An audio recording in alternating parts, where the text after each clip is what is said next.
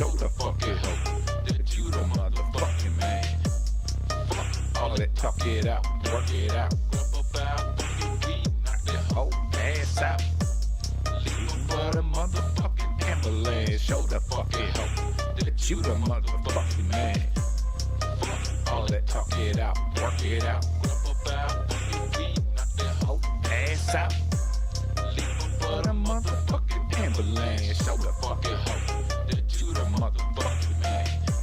Fuck all that, talk it out, work it out. Knock that whole ass out. Go Patreon this motherfucker.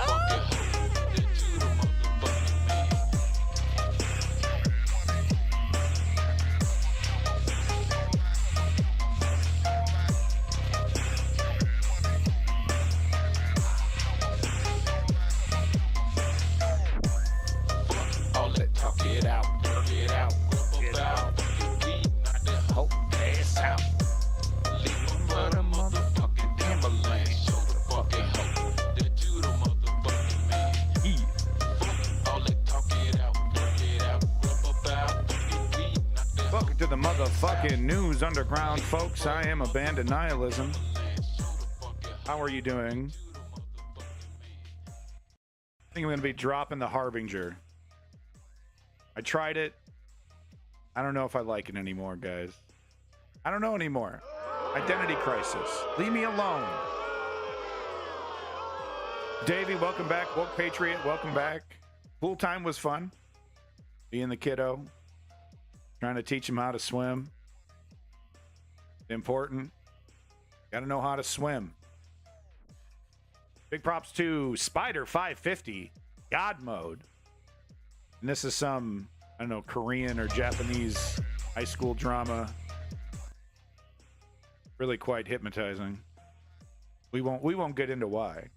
But no, big props to Spider 550 with God Mode. Absolutely amazing track. Fuck all that, talk it out, work it out. Amazing stuff. Folks, we're going to be talking about your favorite topic, Trump and the Supreme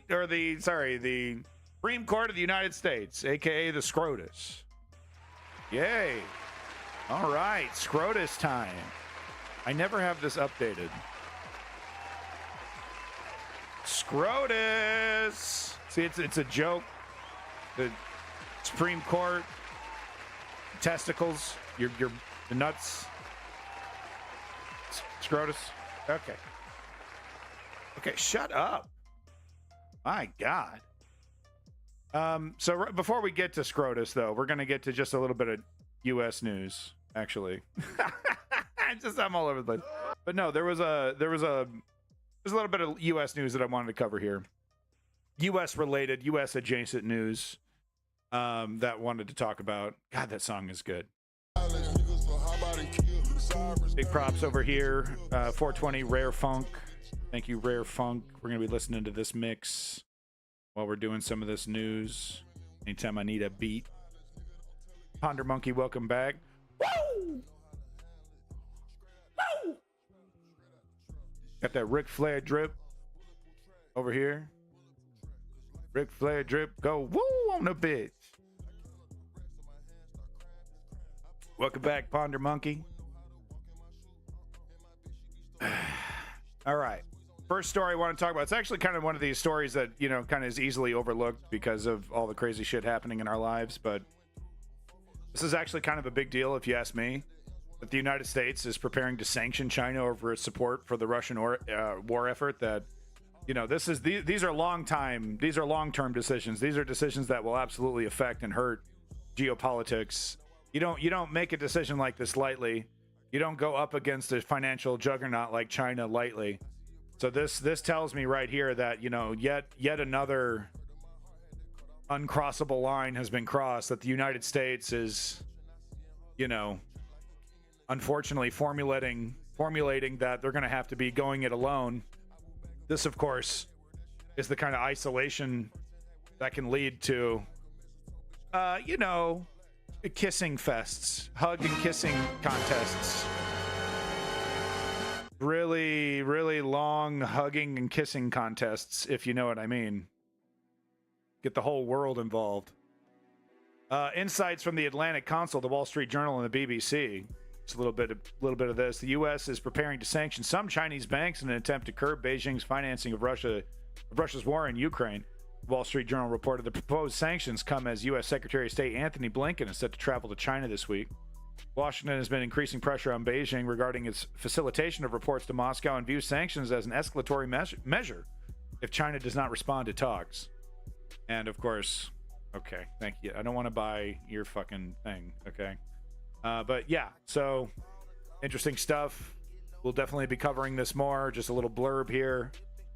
But if you want to dig in on this a little bit more, we got the article right here. But like I said, one of those things that kind of just happens and, you know, you don't even really realize it, but could be a harbinger.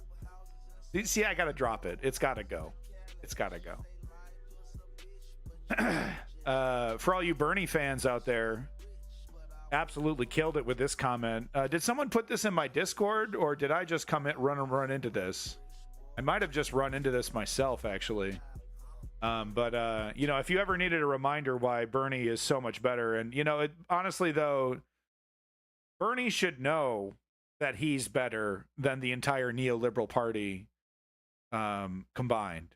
He should know that, and I think he does. But honestly, he made the wrong decision. Quite frankly, he made the selfish decision of preserving his legacy, his reputation, in the eyes of this system that he wants to radically change, instead of taking the reins and challenging the system. You know, and I'll never forgive Bernie Sanders for having that opportunity and throwing it away so that he could have, you know, so that he won't be Joe Lieberman, or not Joe Lieberman, but Dennis Kucinich, I mean. With that said, you know I'm a Bernie bro. You know I'm down for this. You know I'm down for this guy. I'm a democratic socialist. I love this guy. And maybe that's what makes my critique all the more painful, because it hurts, man, but he chose Nancy Pelosi over us. Straight up. And then the motherfucker sells my name and my information to the DNC, homie. It does not stop. It does not stop. I've unsubscribed from every single one and sent stop text to every single one. And I swear to God, at least once a month, I get some kind of DNC adjacent. Oh, this Democrat needs your money. This fucking Democrat needs your money. Not a single one of them supports single-payer health care, Bernie. So, with that out of the way, let's hear what the man has to say, because he's 100% correct, and he absolutely fucking nails it. Bernie would have won. Yeah, Elizabeth Warren, you bet. I'll never forgive her. I curse her name. I curse the very name. Curse the very name, Elizabeth Warren. But no, this is total slam dunk. And and you're gonna absolutely love the question from some fresh-faced college person. Who just goes along with the, it's so funny, these fucking robots that come out of these institutes, right? What is like 1 + 1 = 2 common sense to them is manufactured. You'll see what I mean. Hi, Senator Sanders. Thank you so much for being here. My name is Joe. I'm a graduate student here at Harvard.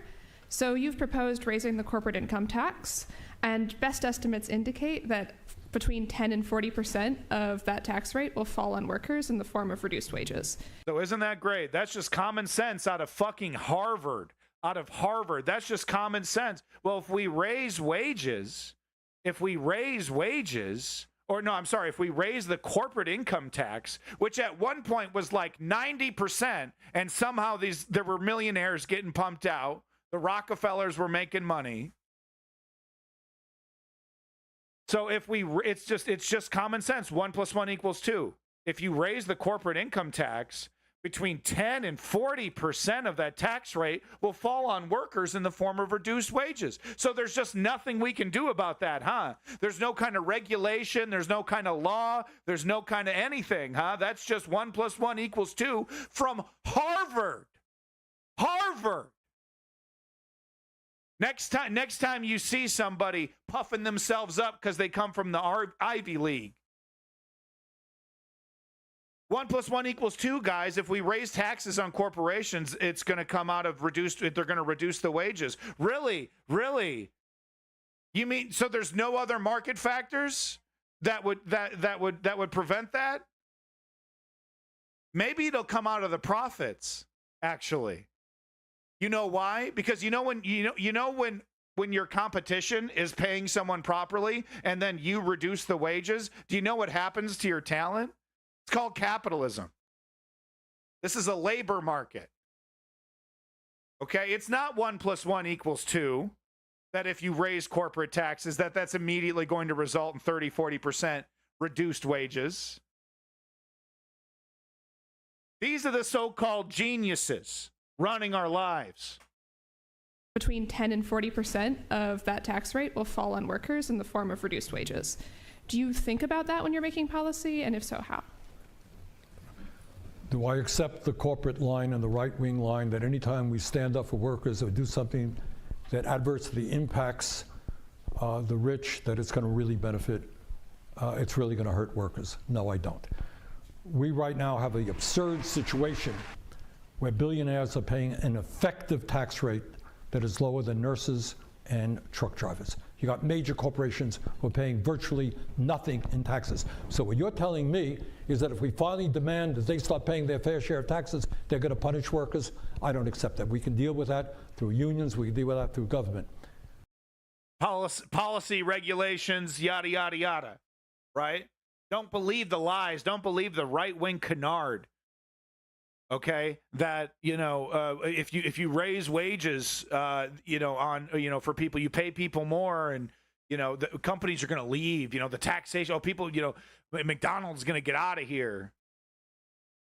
It's absolute hogwash, and and we're not even it's what's really the most absurd thing is that the increases that we're asking for are actually quite modest. That's what's hilarious about it. Like, they have it so fucking good. So fucking good. And they want to take even more, which, at this point, the more they take, the less we're able to give them. And they're sitting around, well, what do you mean? Where's all the money? How come no one's spending money? Millennials, how come you're not spending money? We don't have it. You're taking it all. Well, bootstraps, work harder. Give us more of our money. Oh, can't do that. No. But the idea that you have massive income and wealth inequality and a tax system which wildly favors the rich is not acceptable to me. Man, he would have won. He would have won. Curse the name Elizabeth Warren. And what's to join, Bernie? What am I joining? What movement am I joining? The fucking neoliberals? What movement am I joining, Bernie?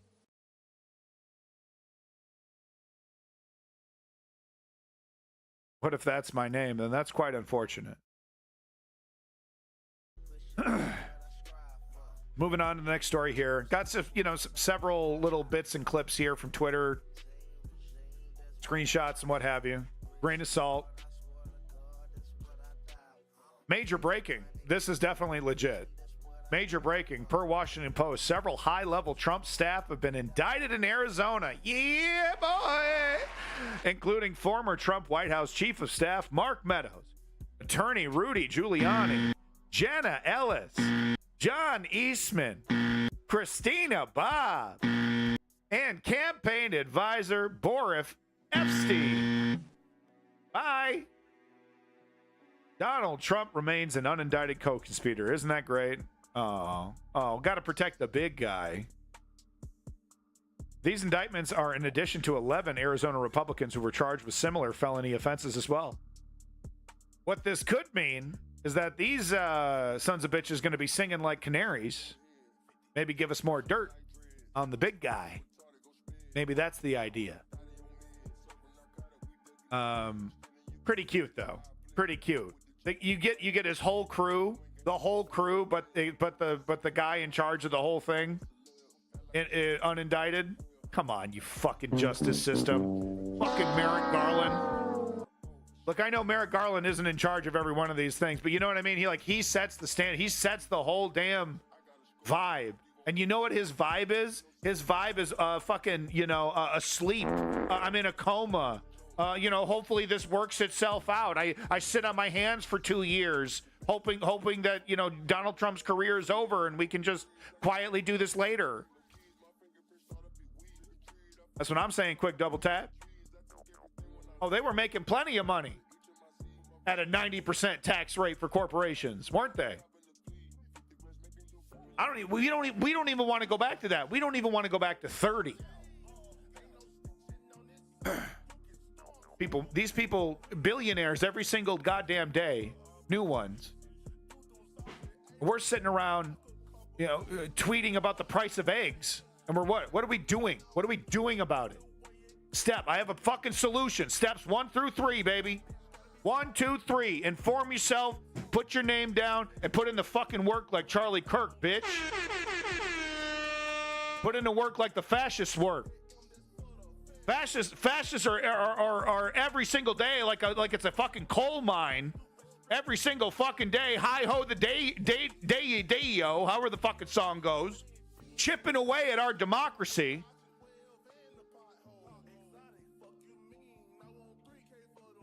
Time we stand up. You're gonna see why I'm so fired up. You're gonna see what this fucking SCOTUS is doing. The Supreme Court of the United States is having some kind of debate about whether presidents are kings. And that is not even close to hyperbolic. The foundational idea of the United States itself is being debated by right-wing hacks, by partisans, activists, for fascism. And we sit twiddling. I'm no better. Breaking. Trump loses his bid for new trial or a judgment overturning the more than $80 million verdict for E. Jean Carroll in the second trial. This is the one that he got after the first one. Because he wouldn't shut his fucking mouth. Couldn't keep his mouth shut. Got an extra $80 million because of his fat fucking lips. His fat, juicy lips that taste like Velveeta. And look at this. Look at this. Conclusion. Okay, so this isn't the only thing. Maybe it was one page, but accordingly, Mr. Trump's motion for a new trial and for a judgment as a matter of law are denied. Oh. President Loose Lips. I mean, the reason why he's so loose with it, though, is that it's a mad race to the presidency, and then he's going to make it all go away. He's not going to pay a dime. He's going to try to avoid pay a dime on any of this until the end of the election.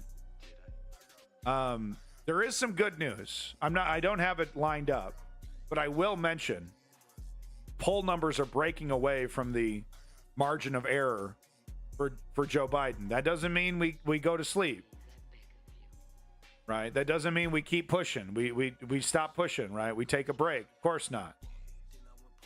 But these independents, and we know who the fuck we're talking about, and Randians, it's too much for them to handle, the court shit. There's too many of them that are just like, look, I can't ignore all of this objective reality, guys. It's just impossible. Okay. Because a lot of these independents are doctors, they're teachers, they're professionals in their own way. Like there's a certain level of objective reality that, it's pretty hard for them to deny, even at this level, even if they want fascism, even if they want this, what they think would be anarcho-capitalism.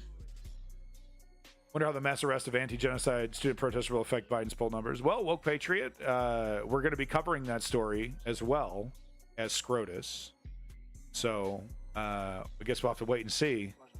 But it's no way it's a positive. I mean, you remember when okay, no offense, but maybe it was a long time ago. No offense, woke patriot. But you probably remember when you were young and how, like, any excuse, you know, oh, okay, he doesn't like Gaza, or he doesn't like Palestinians, you know, okay, I'm not voting. You know, any excuse to not have to do something that isn't fun. You know, like, oh, okay, well, I didn't do that because, you know, here's my excuse. And that's a pretty good excuse. Even though they just slept in, they didn't even think about it.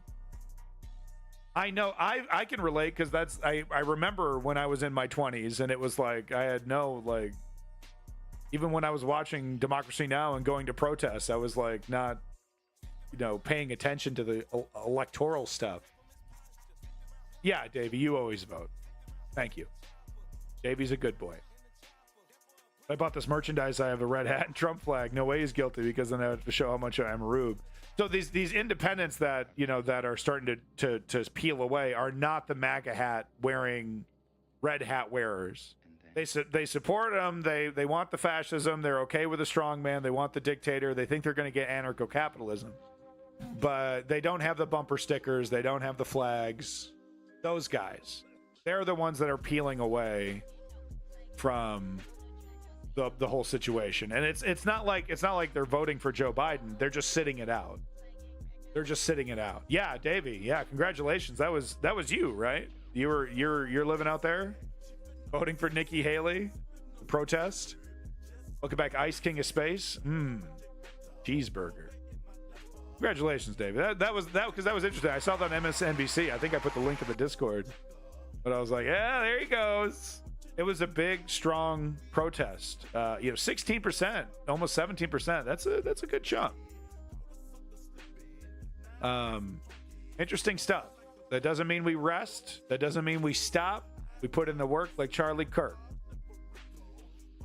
Back over here to my next link.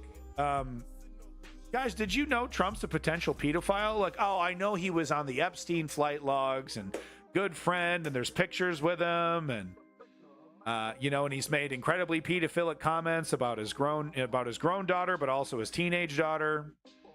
Well, what do you know? Another drop in the bucket, another little bit of hearsay. That's more than that's somewhat credible than just some maniac making it up. Pointing to some evidence that maybe Trump was, who knows? So listen to this. Trump crony absolutely insists that Donald Trump didn't take drugs, yet refuses to say whether Trump had sex with underage girls. So listen to this. Lucchesi's recollection of the parties dovetails with the photographer's account. Quote, "There was cocaine around. I never saw him do that. Donald Trump does not do cocaine. He's in control of himself." And that, that goes way back. He did the Quaalude stuff, but he doesn't drink. He doesn't smoke weed. Doesn't sniff coke. But there was definitely he did damage to himself, gastrointestinally. This goddamn, GI tract. Doing Quaaludes. So it's not like he does, which is interesting because it's a total rich guy thing, right? So they're basically painkillers, like professional grade painkillers, the kind of ones you would take like after surgery and stuff. Which is that's a different kind of, like, there's like I could perceive him kind of legitimizing it, like, oh, it's a prescription, or yeah, blah blah blah, it's all legitimate. Right, I'm not a junkie, like he's a total kind of guy that would have lied to himself about that. Anyway, girls, ? Quote, "Well, of course," Lucchesi says, quote, "but I never knew him as one of those guys buying apartments from girls from Estonia," quote, "though he did marry a model from Slovenia." So that's, yeah, he doesn't, I don't know. That is interesting. Yeah, he doesn't. He's clearly had side pieces. We have proof now with the Karen McDougal stuff for at least a year, but he doesn't do the rich guy thing where he kind of has like a side piece girlfriend. It's very much like transactional. But did he have sex with the female party guest? This person's asking him. Quote, "So he's a man with a woman," Lucchesi says vaguely. "How old were they?" Quote, "A lot of girls 14 look 24. That's as juicy as I can get. I never asked how old they were. I just partook. I did partake in activities that would be controversial too. So here's a guy, you know, getting blowjobs from underage girls, doing coke off of cocaine, you know, tables. Trump's in the room, you know. It's more than back rubs, folks. It's more than back rubs. And look and listen to how this is really kind of an interesting look into their psychology, right? The whole like, hey, young girls look super old nowadays. It's hard to tell between the two. I didn't check ID, you know, I was just having a good time. Everyone, you know, you're just, so that's how they rationalize it. And that was part of the attraction of Jeffrey Epstein, was that he kind of set this up, you know, this playground, right, where there was this moral ambiguity, and it's not like you're going to a mistress and she's hooking you up with an underage runaway, and you know, there's this veneer of legitimacy kind of around it. But listen to the psychology of it there. And Trump was there, and he wasn't doing drugs, and you know, listen to that. He's a man with a woman. He's a man with a woman. 14-year-olds look like 24. You know what that tells me? He engaged in sexual activity. And they're like, well, I don't know how old they are. We're just having fun. It's okay. You know, all you need to do is scratch and sniff the surface of the conservative movement online, and you run into people that are like, yeah, that's okay. That's cool. That's a good thing. Yeah, 14, whatever, you know, that's good. We should lower that to 12. 12 is the, you know, that's the Christian age. You don't believe me? Have a peek. Have a little scratch and sniff and be disgusted. Okay, at this pedophilic vein that makes its way through the entire conservative movement. Anybody who's paying attention could back my ass up. Moving on to the next story. Okay, we over into the SCROTUS stuff. Yeah, it's SCROTUS time. It's SCROTUS time. It's fucking SCROTUS time. Grab your fucking SCROTUS. Here we go. It's SCROTUS time. SCROTUS. I love saying it. Yeah, I love saying it. Ice King of Space, exactly. Garbage. Welcome back, Lenny, south of Boston. It's your boy holding it down, south of Boston. Lenny. Make sure you're liking and subscribing to Lenny, folks. Welcome back. Just in time for our SCROTUS coverage. I'm sure everyone's been watching this, but I gotta cover it. Sorry, I had to take the kid to the pool. Gotta cover this. But here we go. First link I got. So real quick to preface this, the basic gist is that this lawyer is defending the idea of total, full-blown immunity. Presidents are kings. They can do whatever they want if they're doing it from an official capacity, right? If they make an order, if they do a presidential order to kill somebody, they do a presidential order to kill their political opponent, presidential order to stage a fucking coup. All of it theoretical, right? All these different hypotheticals being thrown his way, and he has to stone-faced say, yep, that's what I'm saying. It's horrific. And it would be less horrific if all the justices were like, oh, well, that's insane. That's totally crazy. You know, if they were kind of hinting. But no, we see Alito entertaining this. A lot of, you know, other conservative justices kind of staying kind of quiet. We got Jackson. We got Justice Jackson and Sotomayor asking incredibly smart and critical questions, but they're of course in the minority. This is it, folks. This is it. And some people are speculating, oh, well, in the judgment, they're going to try to find some way to make it so that it's just for Trump. You know, because it's like, really, conservatives, really, you want this? You want to hand this power over to Joe Biden right now. Do whatever you want, Joe Biden. All you got to do is official presidential order, arrest Trump. Bye. Gone. He's gone. It's an official order. It's bananas, dude. It's totally bananas. It's bananas. Justin Kagan. So here's the question from Justin Kagan here. Quote, he's gone. Let's say this president who ordered the military to stage a coup. He's no longer president. He wasn't impeached, right? He couldn't be impeached, but he ordered the military to stage a coup. He made it's official. You're saying that's an official act. That's immune. Question mark. The lawyer says, quote, I think it would depend on the circumstances.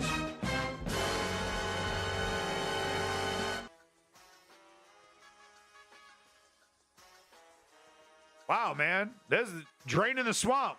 That's what you meant, huh? Well, I mean, if it's the good guys doing it, if the circumstances are like it's the right wing doing it to take over the LGBTQ loving left, oh well, then it's an emergency and it's justified.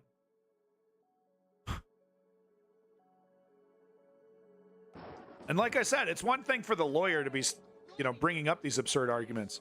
The horror is that the conservative justices are entertaining this. Legitimately. That's the horror of it. That this is not laughed out of court. That this is not, what is this? This is the end of America. Okay? Does anyone disagree? If you disagree in the chat, if you're watching this right now and you disagree, please let me know. Please talk me down from my ledge, man. Please. You think so, Ice King? Quote unquote insane. Trump lawyers SCOTUS argument leaves legal experts amazed. Davey, yeah, you think so? Yeah. I'm kind of 50-50 because I kind of agree with you, Davey, because it's like, do we want to give this power to, because there's no guarantee that, Trump is going to win this election. Do we really want to give this over potentially to the Democrats, to the liberals? Do we want to, give them dictatorial powers? There's no way we can make it just for Republicans. We can't say explicitly in this ruling, this behavior is okay, but only for the conservative Republican Party. That's impossible. We can't do that.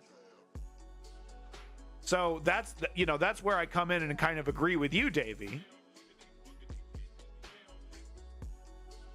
The U.S. already satisfies a good portion of the most detailed explanation.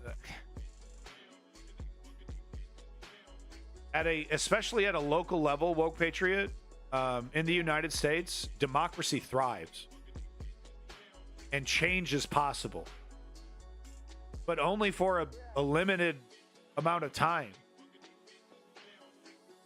As much as the neoliberals are happy to sick the police state at us during Occupy Wall Street, there's only so much they could do to stop democracy. They were this close to losing with Bernie. They were this fucking close, and that's because of democracy. That's because democracy still existed. And they would, and most importantly, they would respect that decision, right? Say Bernie won the presidency. They're not going to assassinate, the neoliberals are not going to assassinate Bernie Sanders. Maybe.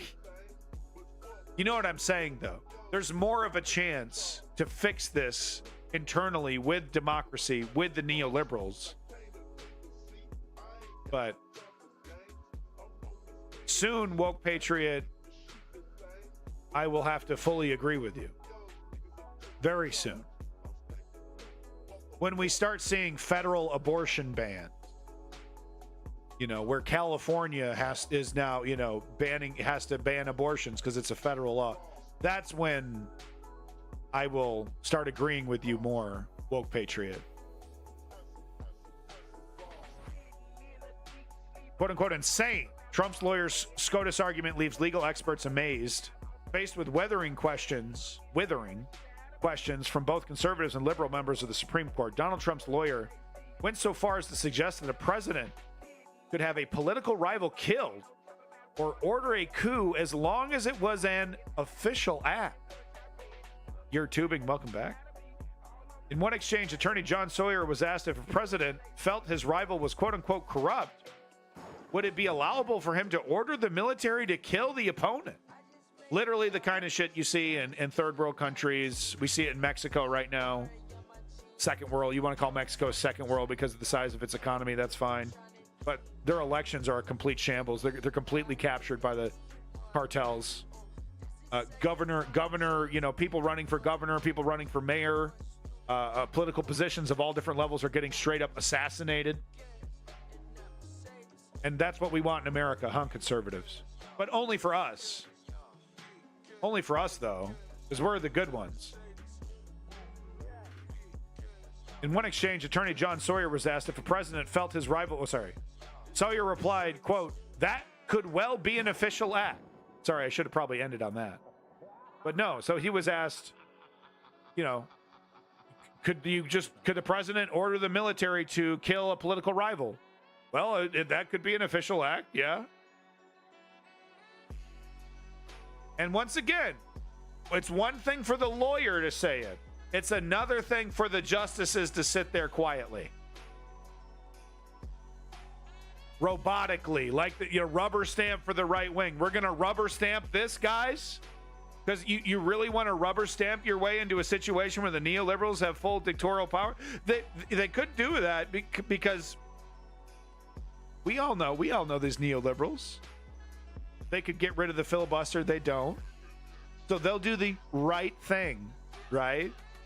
Oh, well, okay. Well, Joe Biden will get out there and make a speech. Well, I know technically the Supreme Court just gave me the right to be a king, but I'm not going to do that, which in one way would be quite heroic, but in another way would be hilarious if once he loses the election, then he continues to do nothing and then hands over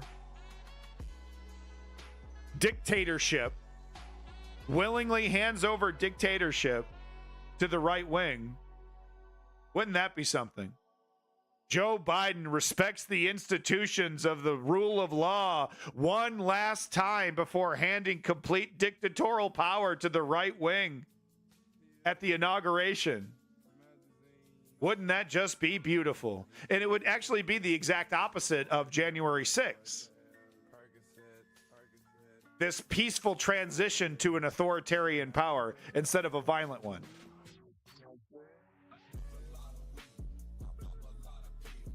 Tell me in the chat, disagree with me, please, that Joe Biden, if given dictatorial powers, the kingship, the power of a king, that he wouldn't use any of it, right? He wouldn't do anything and just kind of go right along with it. Just go right along with the normal elections and just be, oh, I'm better than that. I'm above all that. We're better than that. Just immediately put both of his kingly hands behind his back. Whoa, no. Win or lose, I am doing this, which in one way is interesting. Almost admirable. Anyway, it's all hypothetical, so let's not get into it. Getting closer to Trump, Sawyer was asked by Justice Alina Kagan if a president, quote, staging a coup to remain in office by using the military would deserve immunity. The ex-president attorney replied, it depends on the circumstances, and then added, it could well be. Well, that was an important part that was left out of the last one. It could well be. Just insane. I mean, it really, the legitimate definition. As Sawyer was still fielding questions, legal experts doing blow-by-blow reporting on X on the historic hearing expressed shock and awe at how far Sawyer was willing to go to defend the former president. Former Associate White House counsel Ian Basson cut right to the chase, writing, quote, now Trump's lawyer is saying a president could order the military to stage a coup to keep him in power and could be immune from any future prosecution. This is insane. Trump is putting in fancy legal arguments that the Supreme Court should grant him absolute power if reelected. Yeah, Ponder Monkey. I was kind of thinking of that too, but Cenk Uygur quotes that all the time, so I try to avoid quoting that one. Thank you. The Nation columnist and frequent MSNBC legal analyst Eli Mistyle. Oh, no, this is Eli Mistyle. He's that black fellow with the really crazy hair. It's kind of like the political Don King a little bit. Suggested Kagan asking Sawyer if a president literally ordering a coup would be an official act. Under Sawyer's theory, it's an official act, and he's trying so hard not to say it. And it's like listening to the internal monologue of an addict trying not to hit the pipe again. So this is kind of his style. Quote, Sotomayor asks Trump lawyer Sawyer if POTUSs ordered the military to assassinate a rival. Quote, is that an official act for which he can get immunity? Sawyer, could well be an official act. Trump is seeking dictatorial powers, offered attorney Norm Eason. So the dictatorial powers comment was Twitter comment. How come they're not saying this in court? What are they keeping that in their pocket? Where, how come the lawyer hasn't argued that this is a straight up dictatorship? This is a request for a dictatorship. Attorney and former FBI agent Asha Rakpana wrote, LOL, Sawyer is arguing that there's no downside of absolute immunity because there are structural and institutional checks. So yeah, that's what he's been saying. E.g., the military wouldn't follow legal orders, etc. Let's check in with Jeffrey Clark on that one. So this, I pointed this out in Discord. This is absurd. So what the lawyer is saying, oh, it's okay that we can give the president total immunity and basically powers to be the dictator because the internal checks and balances of the system will keep him in check naturally. Which is totally bananas, because if he can do whatever the hell he wants, what does a dictator do when there's something in his way? Oh, does he politely follow the law? No. He waves his hand and makes it go away by hook or by crook, by force or whatever it takes. He obliterates that, whatever limit to his power. After that, if he's literally innocent of everything, ordained innocent. No matter his actions, well, he could fire people illegally, change the rules illegally, and there's no due process. There's no fixing that. It's madness. It's actually madness. It's North Korea stuff. And an American lawyer defending an American president, and Trump's going, yep, Trump, yep. Yeah, Ponder Monkey. Yeah, Lenny. As long as he, makes it an official act, if he just puts it down on a piece of paper with a United States watermark, theoretically he can change while as the dictator, he can at any time change the definition of an official act and just say, well, an official act is whatever it comes out of my mouth. We're done. Bye. Tune in tomorrow for the next decree. Like some sick episode of The Apprentice.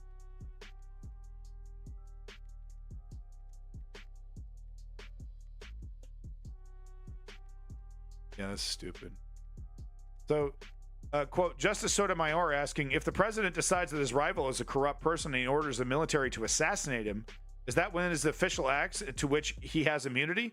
Trump's attorney, that could be an official act. Is he arguing for Trump or Putin? Question mark. The official Lincoln Project account offered. Ugh. Sorry. All right, let's get to more of this. Yeah, no, we don't need quotes from George Conway. My God, can you please just leave? Is there anyone else?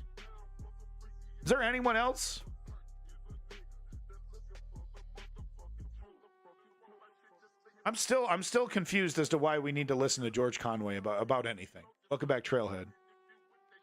Why would he need the Supreme Court? I mean, exactly, Davey. Okay. I mean, I won't go into it. So this is shocking. This is like the first thing I read this morning, and it was shocking. Alito complains, quote, special. Trump shouldn't be, quote, subject to criminal laws like anybody else. Listen to this. Enabling Act, 1933. That was Hitler?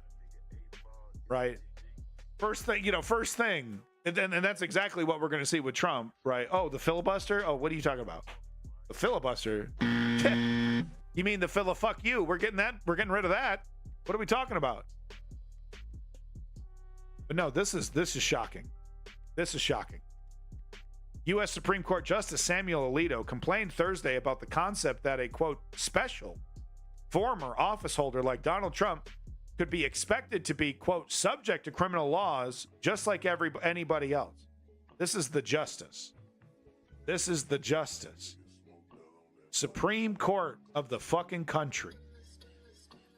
The defenders of the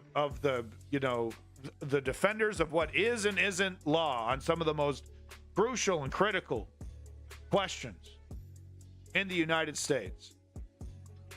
Calling the president special. Questioning why he would be subject to the criminal laws like anybody else. Alito made the remarks to special counsel attorney Michael Drebin during oral arguments in Trump's presidential immunity appeal to the high court. Trump's attorneys had argued the former president could not be charged with election interference because the office gave him immunity. Drebin, however, asserted Trump could be charged for trying to subvert the election.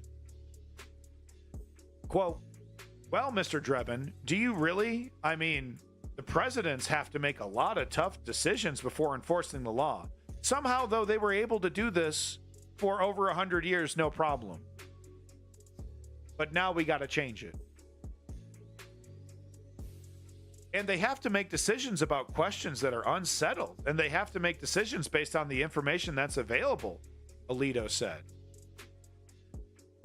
Quote, do you really? Did I understand you to say? Well, you know, if he makes a mistake, he makes a mistake. He's subject to the criminal laws just like anybody else. So isn't that great? Who defines what a mistake is? Was it Barack Obama's drone campaign in Iraq and in Afghanistan a fucking mistake? Was, Trump's lies, all of his various lies and crimes, mistakes? Who defines that then? He's just like, how he's subject to the criminal laws just like everybody else, but he could be arrested? The president? No problem, Trailhead. It's okay. I appreciate you stopping in when you can. Thank you. Quote, you don't think he's in a peculiarly, I can't say this. Peculiarly, hold on. Okay, no, we're stopping here. Sorry. I got to say this correctly. Peculiarly. See, even the fucking robot has a hard time with it. Peculiarly. Hey, it's a tough one. That's a tough one. A precarious position, the justice asked. I mean, he's above the law. He's special, right? Quote, he's in a special position for a number of reasons, Drebin explained. This is the lawyer. Quote, one is that he has access to legal advice about everything that he does. So, I mean, that's a great, the very fact that, any move he makes, he's getting advised by some of the best lawyers in the world working for the United States. He knows when he's doing something illegal. Quote, he's under a constitutional obligation to. He's supposed to be faithful to the laws of the United States and the Constitution of the United States. And making a mistake is not what lands you in a criminal prosecution. Exactly. We're not talking about a mistake. We're talking about intentional, planned criminal behavior, treasonous behavior. We're not talking about a couple notes on a napkin. We're talking about planned, executed, attempted, caught red-handed with his fucking, foot, hand in the cookie jar. Not talking about a mistake. He continued, noted that Trump was accused of interfering with the certification of the next president. So all he needed to do was what? Write that on a piece of paper. This is an official act. This attempted coup is an official act. He's good to go. Absurd. Alito said he didn't want to argue the specifics of Trump's case. You see what I'm saying? Look at how they're flirting, right? So the lawyer gets back at him like, dude, this is a direct attack against our Constitution. Trump You know, so he brings it up like, yeah, you know, this is, you want to turn this guy into a, oh yeah, Trailhead. I'm glad you enjoy the Memphis 666. Yeah, absolutely lovely. Glad you enjoy it. But you know, so here's the lawyer for the people saying, wants to be a dictator. This goes against the rule of law. This goes against the United States Constitution. This goes against everything we know and love. And Alito's like, oh, we don't want to get into specifics. I don't want to talk about that. How fucking convenient, huh? How fucking convenient. Oh, very nice, Trailhead. But isn't that convenient though? Oh, wait, I don't want to talk about how this will radically change the, you know, America and the rule of law. I don't want to get into the specifics. I want to keep it to hypotheticals. Let's keep it to hypotheticals that benefit my argument, you know, from Alito over here. Oh, let's not talk about what will actually happen if I make this decision. Quote, it's difficult to think of a more critical function than the certification of who won the election, Drebin observed. So that's what he says to the justice, dude. Yo! Nice. Right, so Alito saying, I don't want to get into the specifics. And then the lawyer saying, you know, it's difficult to think of a more critical function than the certification of who won the election, Drebin said. Observe. Quote, you know, as I said, I'm not discussing the particular facts of the case. So this is from Alito, but it applies to any fraud that interferes seriously with any government operation, right? Holy shit, dude. Quote, so what the government needs to show is an intent to impede, interfere, or defeat a lawful government function by deception. That's from Drebin. Quote, these are not the kinds of activities that I think any of us would think a president would need to engage in order to fulfill his Article 2 duties, and particularly in a case like this one. Shit, I could have just played the fucking video. Rubin, do you really, I mean, presidents have to make a lot of tough decisions about enforcing the law, and they have to make decisions about questions that are unsettled, and they have to make decisions based on the information that's available. Do you really, did I understand you to say, well, you know, if he makes a mistake, he makes a mistake, he's subject to the criminal laws just like anybody else? You don't think he's in a peculiarly precarious position? He's in a special position for a number of reasons. One is that he has access to legal advice about everything that he does. He's under a constitutional obligation he's supposed to be faithful to the laws of the United States and the Constitution of the United States. And making a mistake is not what lands you in a criminal prosecution. There's been some talk about the statutes that are issued in this case. I think they are fairly described as malum in se statutes, engaging in conspiracies to defraud the United States with respect to one of the most important functions, namely the certification of the next president. Well, I don't want to dispute the particular application of 371, conspiracy to defraud the United States, to the particular facts here, but would you not agree that— Isn't that funny? Isn't that cute? That's adorable. Oh, I don't want to talk about what is actually happening. I don't want to talk about what will happen. Particular application of 371, conspiracy to defraud the United States, to the particular facts here, but would you not agree that that is a peculiarly open-ended statutory prohibition, in that fraud under that provision, unlike under most other fraud provisions, doesn't require any impairment of a property interest?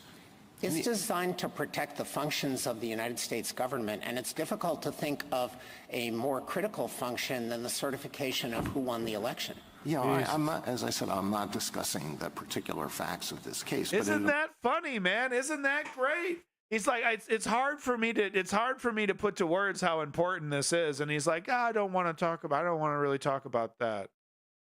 I want to talk about this niche hypothetical situation. It's this seems kind of like an overreach. Like, this is kind of like, kind of navel gazing, kind of like, legal theory, there's an opportunity to.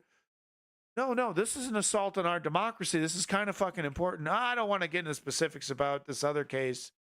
Oh, that I want to talk about this weird little niche thing that I'm trying to talk about. It's fucking weird, dude. It's difficult to think of a more critical function than the certification of who won the election. Yeah, I'm not, as I said, I'm not discussing the particular facts of this case, but it applies to any fraud that interferes seriously with any government operation, right?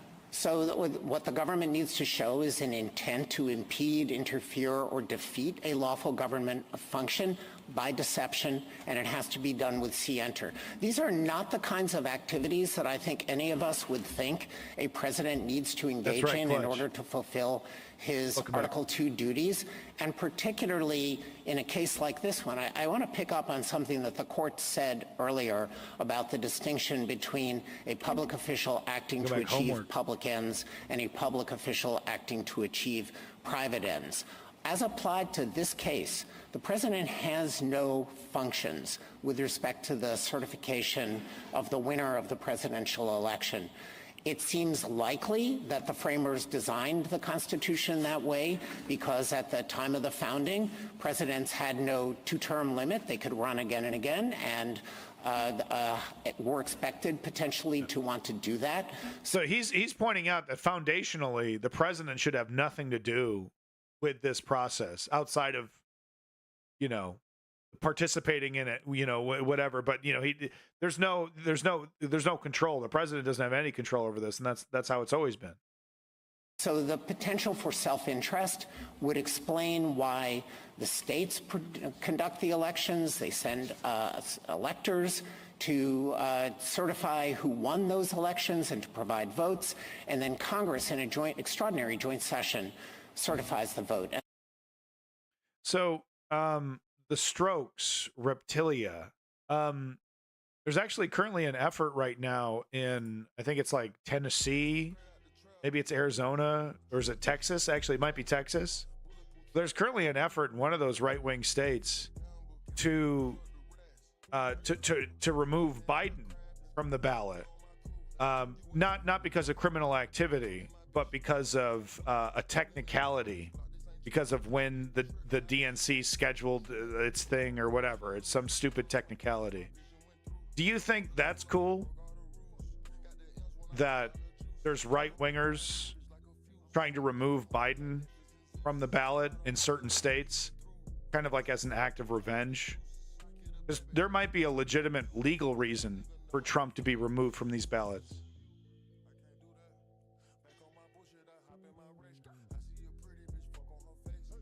So,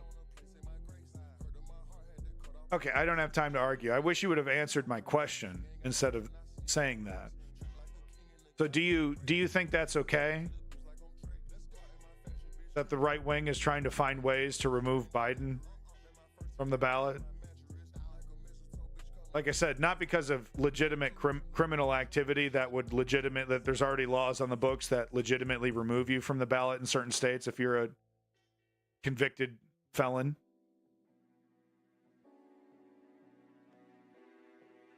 But because of some stupid technicality. Are you okay with that, the Strokes? Are you okay with those right-wing states removing Biden from the ballot?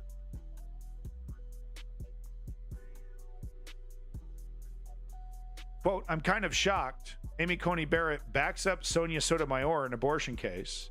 So this is actually very interesting, and hopefully there's a video here.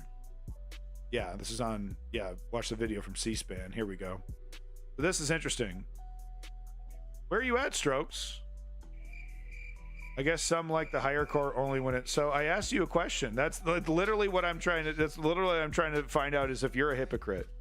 And it's your like third opportunity to answer. You failed. The right wing, look, I'll look it up for you, right? Look. Right wing to remove Biden from ballot. Yeah. So this is Missouri, wasn't Texas. Missouri Secretary of State Jay Ashcroft said that while he didn't want to do it, he had to remind people of how severe the situation is. Republican Secretary of State threatens to kick Biden off the ballot as Trump payback. So this is actually one case. This isn't the one that I was even thinking of.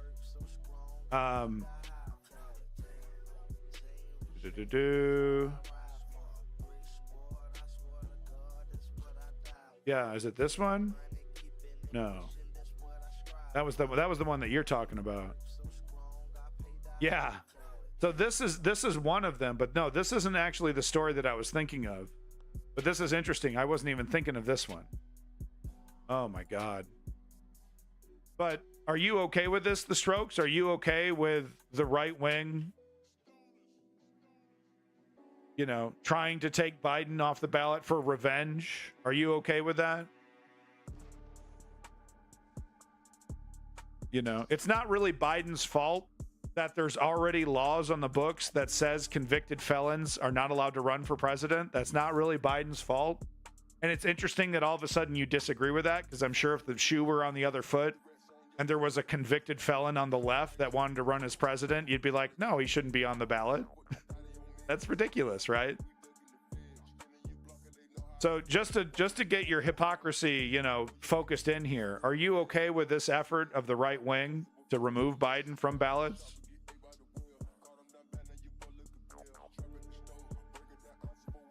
Okay, so there's already laws on the book in books on a lot of these states that say you're not allowed to run for president if you're a convicted felon. So you think Trump, who if he becomes a convicted felon, you don't think the rule of law should proceed? You think he should get special treatment? Why? Isn't he just a regular guy like you and me? He's a citizen like you and me, right? Watch this video. Imagine a patient who goes to the ER with pre-prom, 14 weeks. Again, abortion is... Imagine One more time here. So this is about the Idaho abortion ban, by the way. Imagine a patient who goes to the ER with pre-prom, 14 weeks. Again, abortion is accepted. She's up, she was in and out of the hospital up to 27 weeks. This particular patient, they had to deliver her baby. The baby died. She had a hysterectomy, and she can no longer have children. Yeah. All right, you're telling me the doctor there couldn't have done the abortion earlier? Again, it goes back to whether a doctor can, in good faith medical judgment. That's a lot for the doctor to risk. Well, I think it's protective of doctor judgment, Your Honor. When Idaho law changed to make the issue whether she's going to die or not, or whether she's going to have a serious medical condition, there's a big daylight by your standards, correct? So the Strokes, I actually agree with you, because the reason why there was a 9-0 decision was because it's ridiculous for any state to reflexively remove someone off the ballot, right? Because it's easy for that to get political, on the one side or the other. You still haven't, so that tells me then, I guess, that you do not agree with the right wingers' attempt to remove Biden from the ballot. Then that's what you're saying. You disagree with your party's attempt to remove Biden from the ballot in a very illegitimate manner. That's what you're saying. Correct. It is very case by case. The examples That's the problem. So listen to this.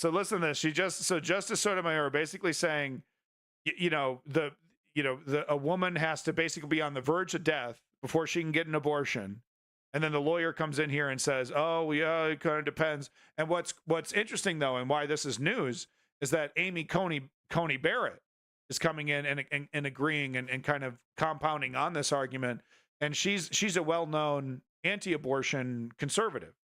So even she's coming in here and saying, well, this is beyond, even what I believe in, because what right-wing men are arguing is that women need to be on the verge of death before a dead fetus can be removed from their body. By your standards, correct?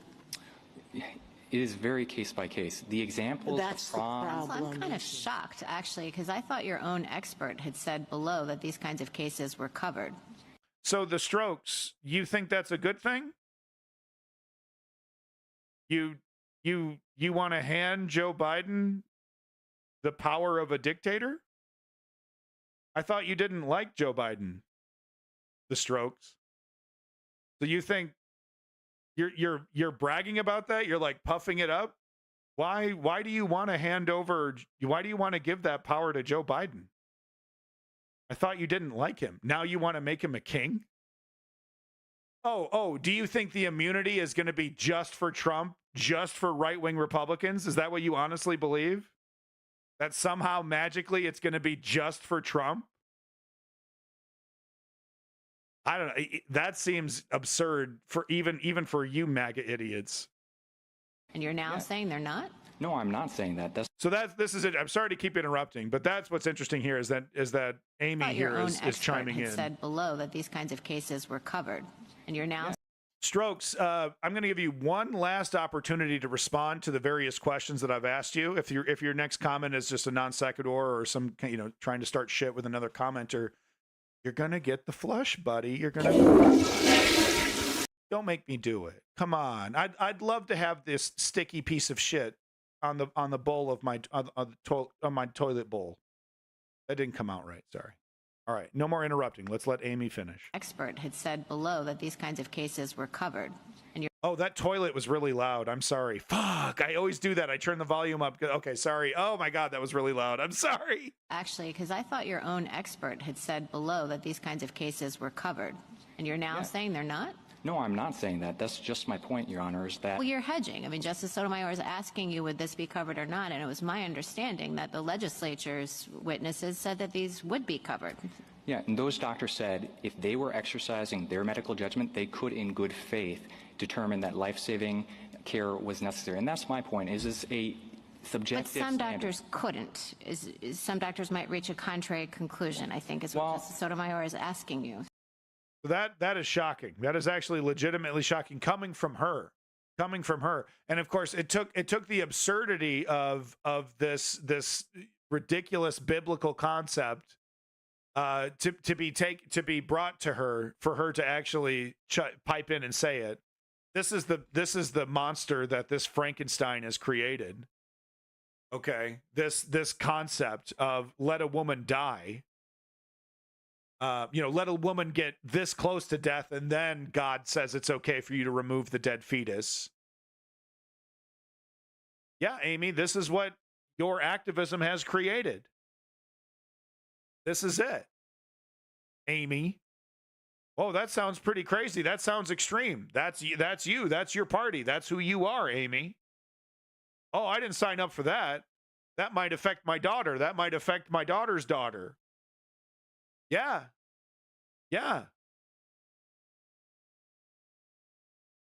Oh, I just wanted to help God. No, you didn't. There was a priest one time that said that the unborn are the perfect political tool. They don't have opinions. They don't vote. You can speak for them without question, without pushback. It's a perfect political bludgeon. And opportunists like Amy have been gladly using it as a divisive wedge issue. And now it's gotten completely out of hand because you've enabled fascistic, theocratic maniacs who are men to come up with a bunch of crazy nonsense. And now you got to sit on the operating table an inch away from death before they're willing to pull a fetus out.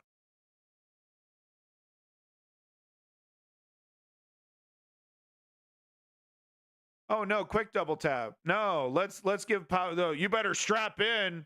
They're going to give immunity to Donald Trump. You're going to get triggered, liberal. Yeah, that's right, liberal. Prepare to be triggered. We're going to win again. We're so sick of winning. We're going to win so hard. We're going to hand over the powers of a dictator to our bitter enemy. Okay, jackass. You do that. You go ahead, big boy.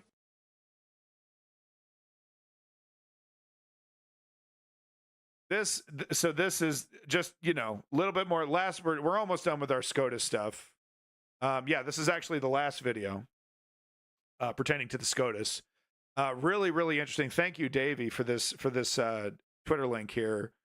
Listen to this. Jackson here, Justice Jackson.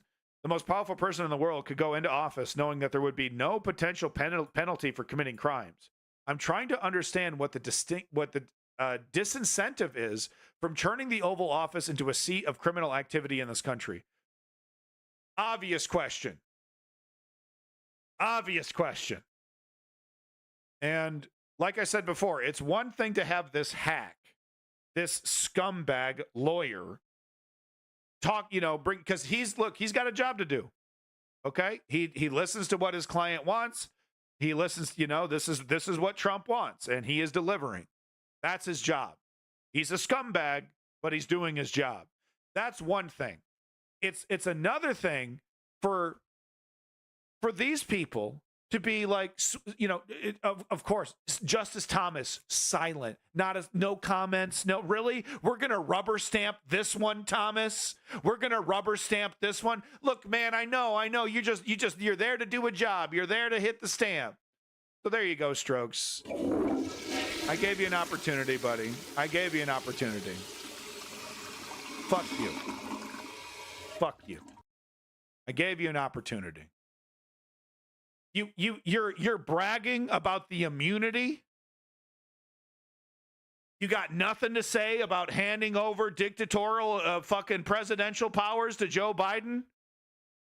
It's a big win because I'm pissed. You're pathetic.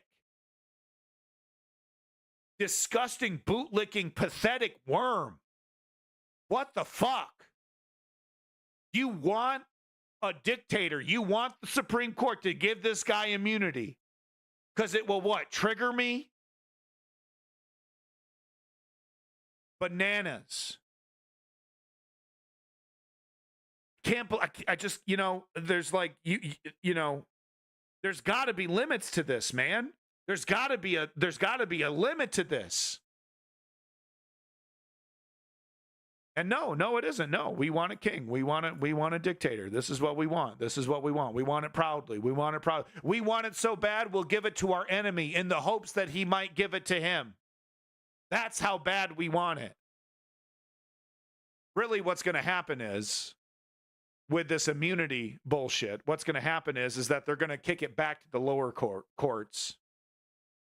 They're going to kick it back to the lower courts to try and specify what is and isn't an official act, which is in and of itself a big hand job to Donald Trump, because what does he want? He wants delay to see if he can get to the finish line. Doesn't really matter if he does. If he doesn't win, his career is over. His fortune is gone. Right? Oh, deep state to the end of his life. He'll put out a book and die. But delay is he knows he's guilty. He knows he's stoned. He's stone faced, cold faced, knows he's guilty. It's about the delay, and that's what I think Davey is correct. I don't think these conservative justices are going to do this because it's like, do we want to hand over dictatorial power to the other side, to the other guys? So I think they're going to ultimately vote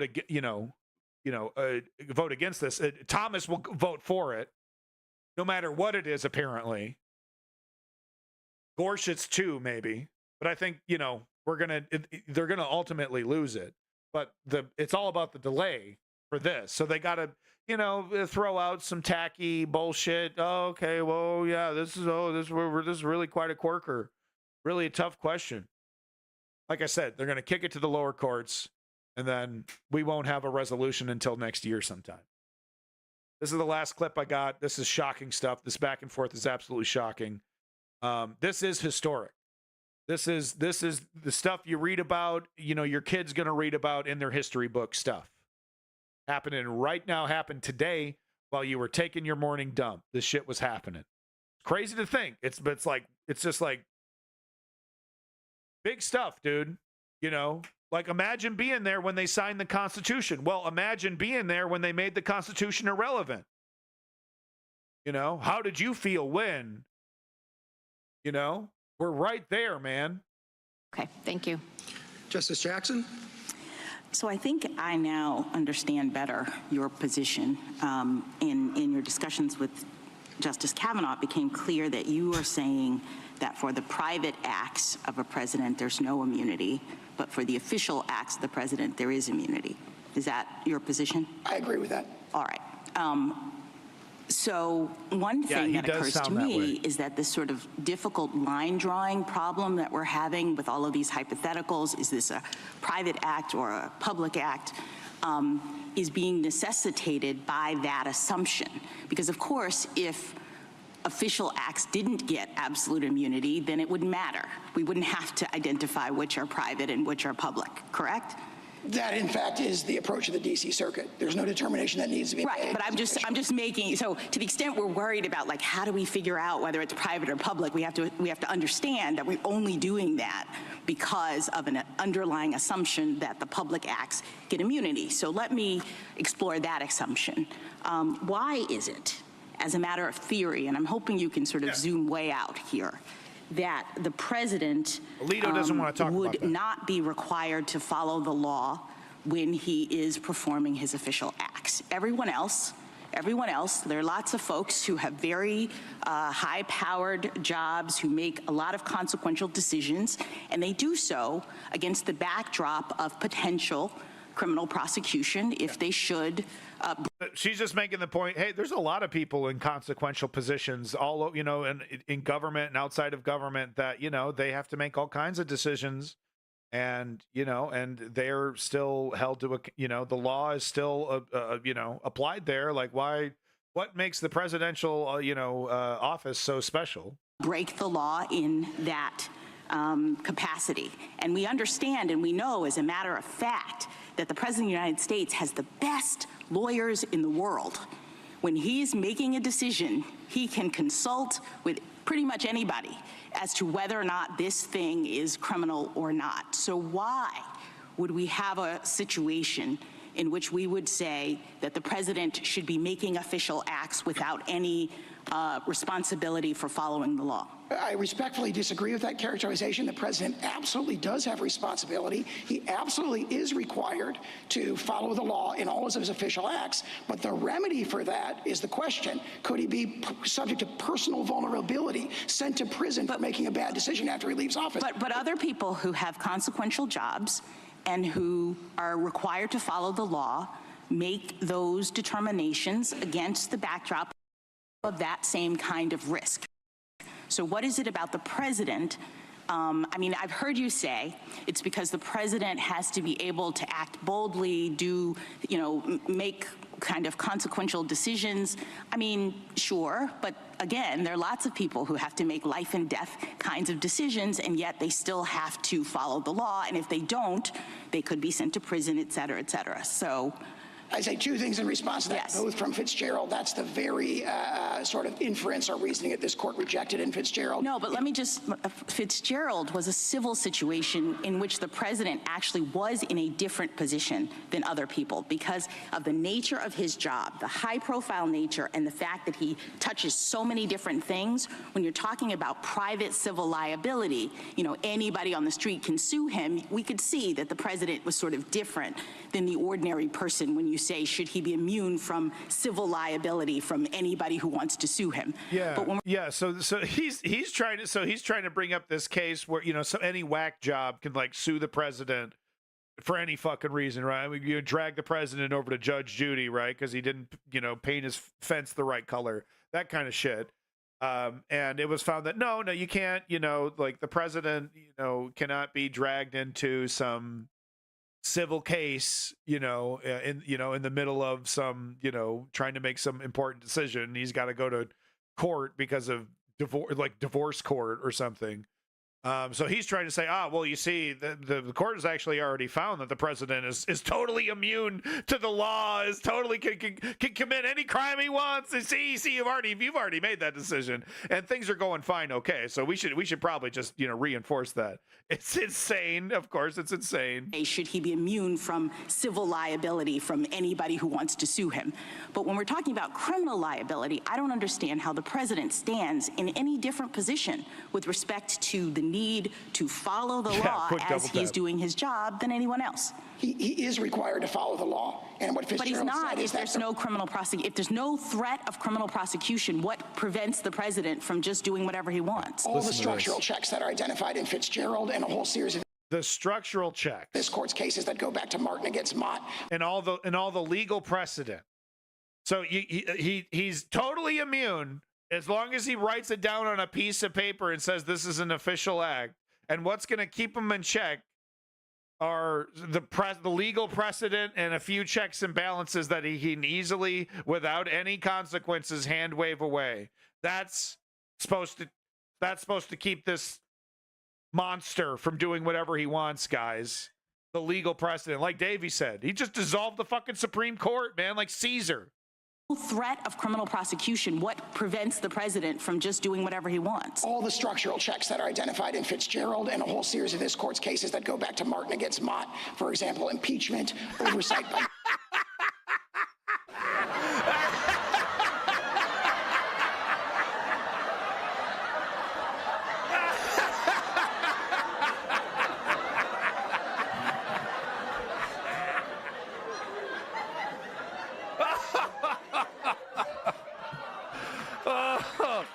Oh, fuck, man. Oh, you got any more? You got any more?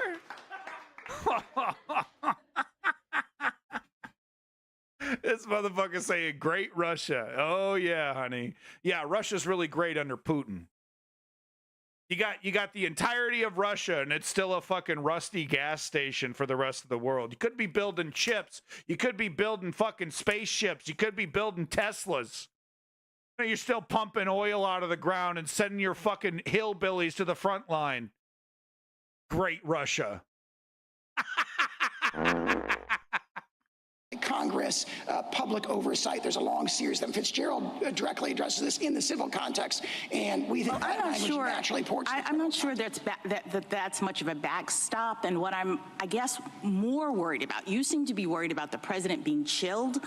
I think that we would have a really significant opposite problem if the president wasn't chilled. If someone with those kinds of powers, the most powerful person in the world, with the greatest amount of authority, could go into office knowing that there would be no potential penalty for committing crimes.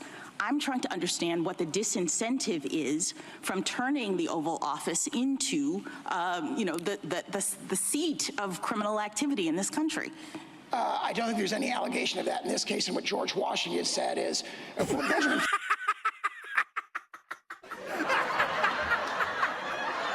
Come on, man. This fucking guy. I'm sorry, I hit the button too early. Fuck. Bricks. I'm shitting bricks.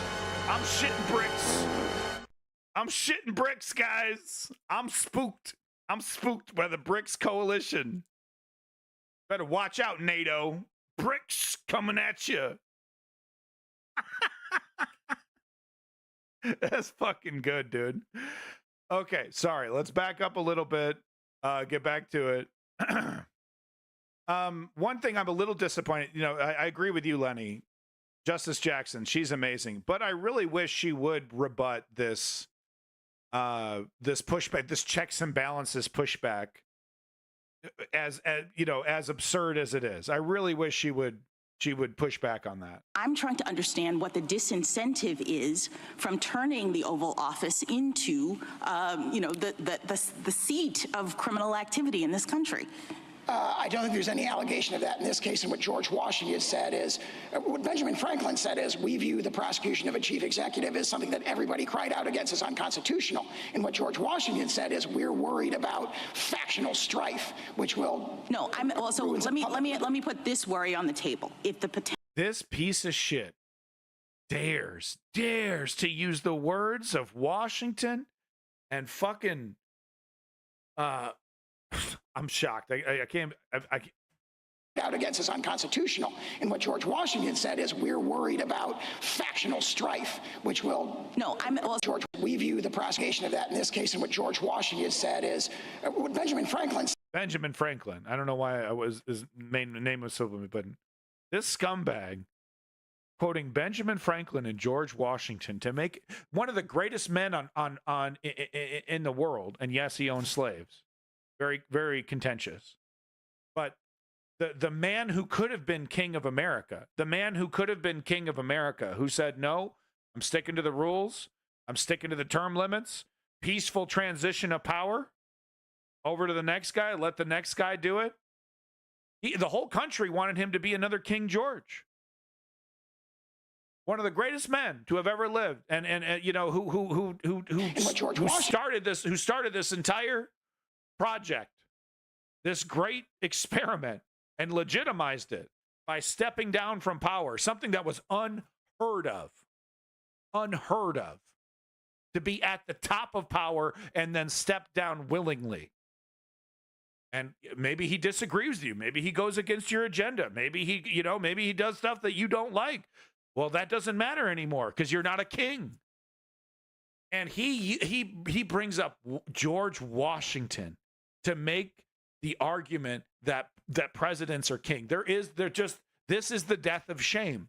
This is the death of shame. This is it. This is the bottom. This has to be the bottom. Washington said is we're worried about factional strife, which will. No, I'm also. Let me put this worry on the table. If the potential for criminal liability is taken off the table, wouldn't there be a significant risk that future presidents would be emboldened to commit crimes with abandon while they're in office? Obvious. It's right now the fact that we're having this debate because OLC has said that presidents might be prosecuted. Presidents from the beginning of time have understood that that's a possibility. That might be what has kept this office from turning into the kind of crime center that I'm envisioning. But once we say no criminal liability, Mr. President, you can do whatever you want, I'm worried that we would have a worse problem than the problem of the president feeling constrained to follow the law while he's in office. I really wish that this clip didn't cut off his response. I'm sure it sounded something like, you know, fart, farty, fart. But I mean, jaw dropping. For me, this is jaw dropping. Horrific. When you understand the value of democracy, when you really understand what that has given humanity, it's just to see something like this. It's like a feeling that I've never felt. It's like a danger. It's like a feeling of danger, a feeling of anger that, you know, like I can't really put to words, man. It's like it's getting me like right at my core. Yeah, his arguments were lame, but it's not about, right? It's about the shills that are going to enter, that are going to. Thank you, Stream Boo. Love you. Stream Boo over here, guys. Thank you, Stream Boo. Cheap viewers. Look it up. Thank you, Lens. Love you, baby. Stream Boo is my friend. We go way back. Justice Jackson. We go way back. Okay. We're going to talk a little bit about, speaking of dictators, we're going to talk about where'd it go? There it is. We're going to talk about Trump. Get them viewers, baby. You know it. Hundreds. I want my chat to just be Hassan levels of nonsense. That's what I want. People are going to be so mad because they expect that chat experience. They expect that madness. It's like, no. I want a real substantive conversation. And I legitimately, I want that in my chat. So doing homework, do you feel like you can have a real conversation with people in the Hassan chat? Do you feel like you can have like a, you know, that like you're interacting with him or that, you know, any of that? Or does it really feel like you're just kind of shouting into the void? Yes, I got a plan. If we ever do get hundreds of viewers, I got a plan. We're going to have an exclusive VIP chat. Okay, we'll have the maniacs. We'll have the maniacs going crazy. But I have a plan for you OGs and anybody who qualifies as an OG. We're going to have an exclusive VIP chat. Don't you worry, folks. But, you know, that's one of those nice to have. That's one of those nice to have problems. I never, ever partake in his chat, ever. Hey, if you want me to go ahead and flush Anton, go ahead and put a 1 in the chat. If I see 3 1s, I'll go ahead and give Anton the old flushy flush. Moving on here, I wanted to talk about, looks like I actually do have that clip queued up. I was talking about these electoral numbers. I was talking about those electoral numbers, and this is kind of big stuff. We're not going to watch this whole MSNBC video because it's literally, they literally cut to Michael Steele, who, by the way, used to be the head of the RNC. He was the black person that was put in charge when Obama was in charge so that the Republicans could say that they weren't racist. He was happy to do that. But Michael Steele, his big fat recommendation that, Nicole Wallace here nods her head to is emulating the Hillary Clinton strategy of 2019, 2016, right? That famously successful Hillary Clinton strategy of going after these independents that are being disgusted with Trump. How well does that work historically for the Democratic Party to chase moderate Republicans or independents instead of going after new voters? I mean, it'll work better with Biden, right? Because Hillary was just repugnant, and that is ludicrous. So it'll work better with Biden to get some of these independents. They'll be able, okay, I'll choke it down, I'll swallow it. I mean, for Hillary, for a lot of folks on the left and the right, it was like, I'm not voting for this B word. I'm not doing it. And I was right there. Oh, Anton. All right. I think I've had enough, buddy. Thank you so much. Just absolutely pathetic. Just absolutely pathetic. And, it kind of like, Chud alert, fucking Chud alert, man, Chud alert. No, but characters like Anton really help reinforce this. Like, we have to stop, acknowledge the problems of America all day. Acknowledge the problems of NATO. Acknowledge the problems of the military-industrial complex. Acknowledge all these problems, okay? But consider what the alternatives are. China or Russia. And that is right now the big three. That is the alternative.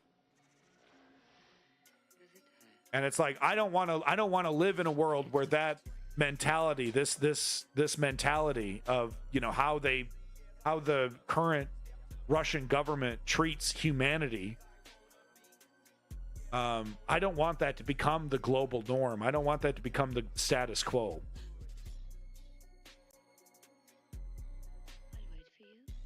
He just said you'll die in the fields of a battlefield. You'll just die, Here, I don't know. I think I still have his. No, he disappeared. He's gone.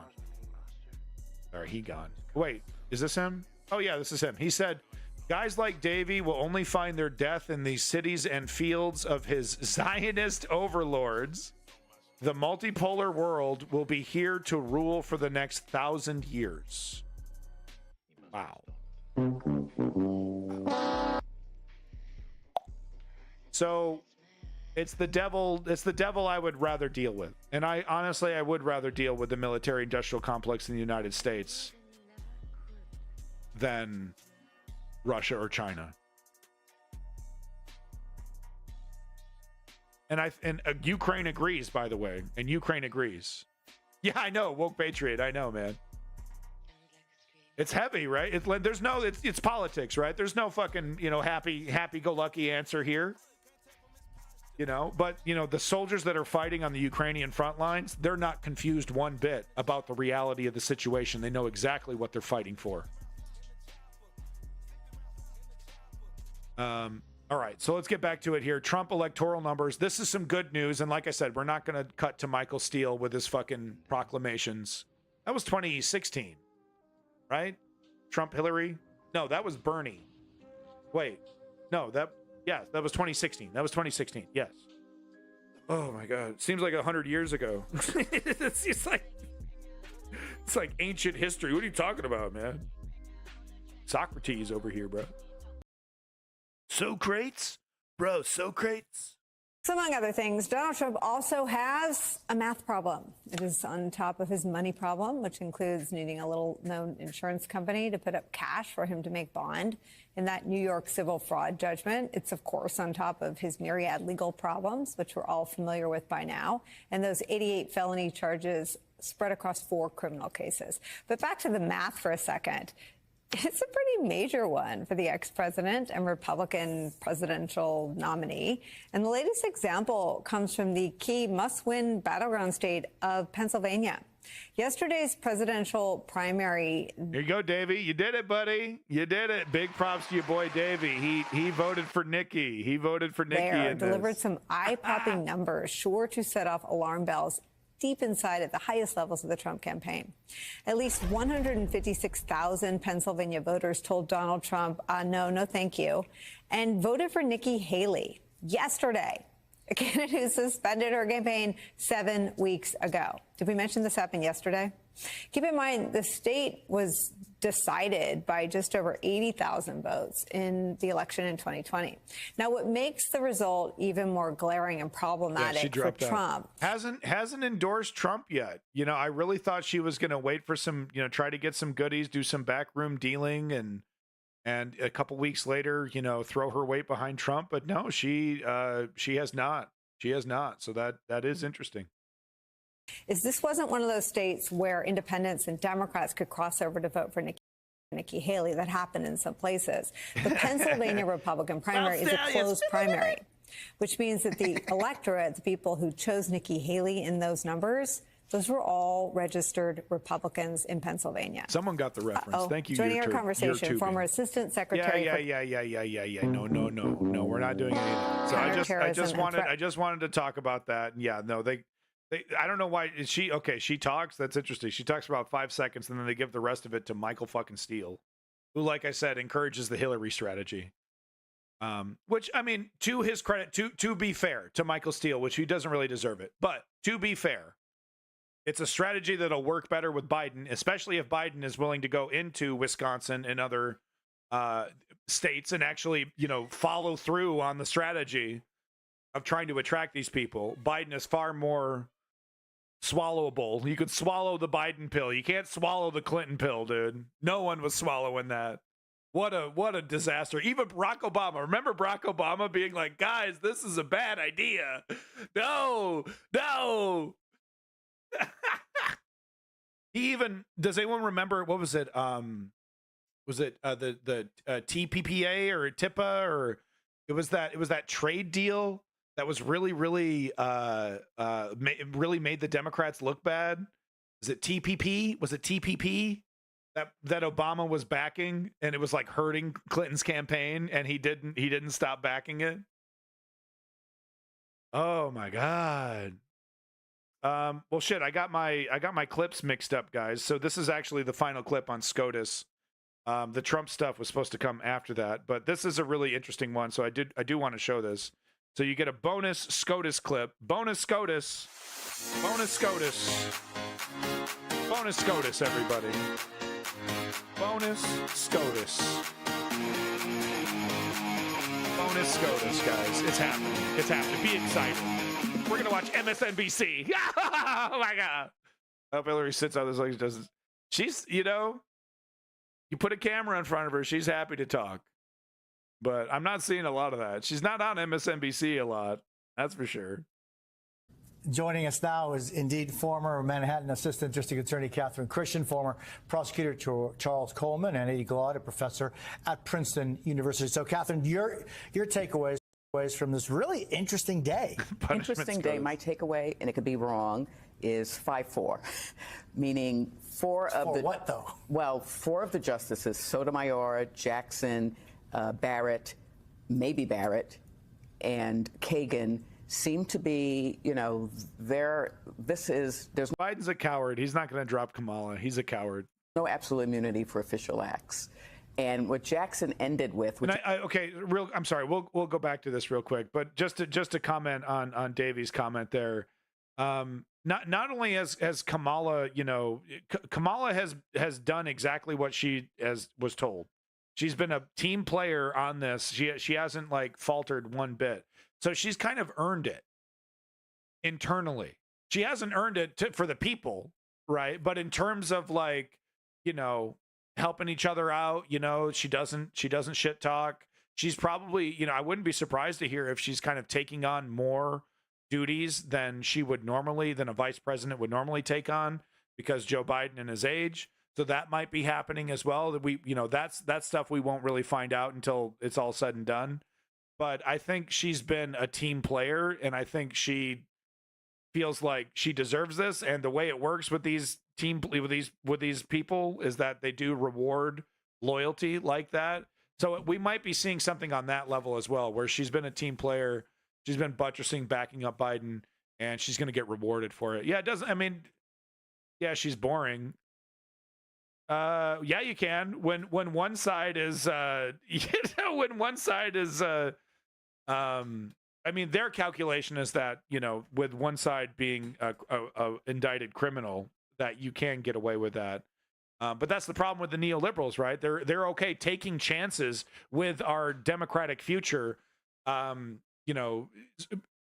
the last thing in the world that they would ever want to do is embrace progressivism, is embrace real, popular, loud progressives that would really, light a fire under the country and really get them to support them, like what we saw with Bernie, that phenomenon. We don't want to do that, because then we'll have a mandate, and then we'll actually have to govern, and then then the gravy train ends for us, right? So they're gonna fucking drive that ship right into the fucking ocean, man. We're gonna go sink right with them, and their goddamn legacy and their fucking careers. They're gonna bring it all down, right? Because that shit is way more important. Then ultimately that shit is way more important than our democracy or liberty or whatever it is. Their fucking legacy. She's not Pence and will fly, and a fly never landed on Kamala's head. Hey, there you go. That's a good point. I think I'd like to see Pete Buttigieg. Hey, Pete Buttigieg came really, really impressive.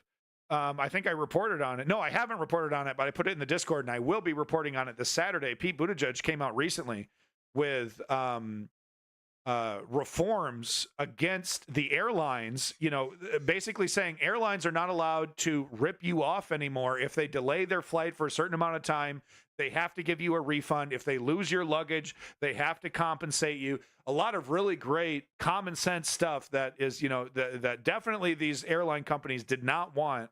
And Pete Buttigieg came out and, some really good stuff. So, big feather in the cap for Pete Buttigieg here. But all right, let's get back to this here. SCOTUS, bonus SCOTUS.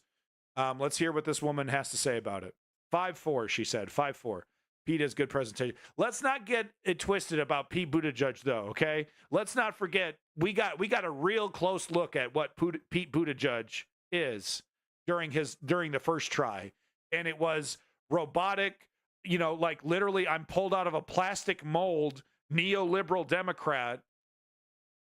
So if you want literally nothing to change about the neoliberal strategy, then yeah, Pete Buttigieg all day. If you want real change, which is what we need, then characters like Pete Buttigieg should stay in the transportation department. He's a perfect technocrat. Boring technocrat, that's fine. He's not a president. He's not a leader. He's a fucking robot. All right, let's get back to it. Is 5-4, meaning four of the justices, Sotomayor, Jackson, Barrett, maybe Barrett, and Kagan seem to be, there's no absolute immunity for official acts. And what Jackson ended with, which I thought was great, because she was like, wait a minute, the position of the Trump lawyers is they don't want us to make a distinction between private and official acts, which some of the other justices were saying, which means it gets remanded for a hearing. Their position is absolute immunity. They're not telling us to make a distinction. Right. So they're saying absolute immunity for official acts. Isn't that true? Basically, because Jackson is trying to bring it back to, no, we're not going to have a hearing on this. So. And you had Robert, who basically was concerned that the lower court said, Davey, have you seen the documentary? Look, please watch the Pete Buttigieg documentary and get back to me, dude. The shit's revealing. He's being prosecuted, so therefore the prosecution is just. And you had the concern of Kavanaugh and Alito. He's a careerist. That the future former presidents could be targeted by their political opponents. So you sort of saw that lineup. That doesn't mean that's how it's going to happen, but that's clearly from the questions. Charles, what was your key takeaway here? What stood out to you from the questions and answers? I had a few. One of the things that I thought was interesting, to pick up where Catherine left off, was this framing around the notion of private acts versus official acts and why that became such a big issue for Donald Trump's defense team. I actually wonder whether now they might have thought to argue about qualified immunity as opposed to absolute immunity, because given the framing of some of the questions from the justices, it may have boded better for them to do so in terms of creating that distinction. I think that when you're looking at the questions that were asked by Judge Gorsuch as well as Judge Alito, it's very clear that there is clearly a faction on the bench that wants to create a space that allows this argument to breathe further, or at least them to kick it back down and allow that to be dealt with at a lower court. No, that's what I'm saying. They're playing games. These right wingers are playing games. They're not going to hand over dictatorial powers to a potential left-wing president. I think that's their problem. It's not, if they could somehow make it so that it can only help the right wing, if they could somehow make it could only help Trump, then they would do that. But I think even that, he absolutely does. But I think even that is just too far. So what they're doing, they're going to kick the can down the road, give Trump a chance to make this all go away, which is despicable in its own right, shows how cowardly they are. But basically, give Trump a chance to run as a president who, is not he's not convicted for January 6th in any way. Great job, Merrick. Great job, Garland. You're really kicking it, really kicking butt. But that's what this is. So I think I agree with that statement. Or at least them to kick it back down and allow that to be dealt with at a lower court. If you're looking in other directions, there are clearly justices like Judge Jackson who really want to try and make this as narrow as possible. This was lawyering at the highest of levels, and I just want to remind everyone out there, the Supreme Court is not right because they're not last because they're always right. They're right because they're always last. And what I mean by that is whatever results from this is something that we will all have to live with, but it should be in no indication that this was the perfect decision. But it's going to be interesting to see how it shapes. Eddie, it was interesting that one of the magistrates said exactly that. He said that you're asking us to talk about and decide things for the ages. Right. And I think it's kind of always interesting to bring it back to that these decisions will have eternal repercussions. Right. Yeah. So let's make sure we leave the other political party that is absolutely, responsible for creating this power vacuum. We're just going to forget that Joe Biden put Merrick Garland in charge, who sat on his hands for 2 years. That's my problem with MSNBC. Is that, because it's like, yeah, I agree with all of this. And it's like, wow, it's so cool. See this on mainstream media. Wow, they're taking it so seriously. But there's this massive information gap. Like, especially if you were only getting your information from MSNBC style outlets, there's a massive gap in your perspective about the culpability. If you're watching nothing but MSNBC, you would think the neoliberal Democrats are doing everything they can to stop this, pulling out all the stops and it's just not true, guys. It's just not true. I can't tell you why. I couldn't tell you the motivations, right? For each individual, I don't know. I can't read their minds. I can't look into their heart. I don't got that special window that they gave to the Grinch. Okay, I can't tell you, but I can only tell you that that they're tying at least one hand behind their back, maybe even two, and that is never talked about on MSNBC. It's almost always like a mea culpa, 10-minute discussion about how maybe they could have tweaked something, maybe done something slightly different. We got about a week of that after the failure of Hillary Clinton when she lost the president. We got about a week of reflection of like, oh, maybe maybe the strategies that we were talking about weren't so great, guys. We got about a week of that before they went right back to the status quo style thinking. All right. To reward you, I wanted to show you this amazing clip that I saw. It's a Key and Peele skit, And I'll just say it. I think it's I think it's time we tell the truth about immigrants, and we tell the truth about other races. Look, cancel me if you want, right? Cancel me all day. That's fine, but I'm going to say it. I'm going to say it. What am I going to say? Well, I'm just going to agree with them.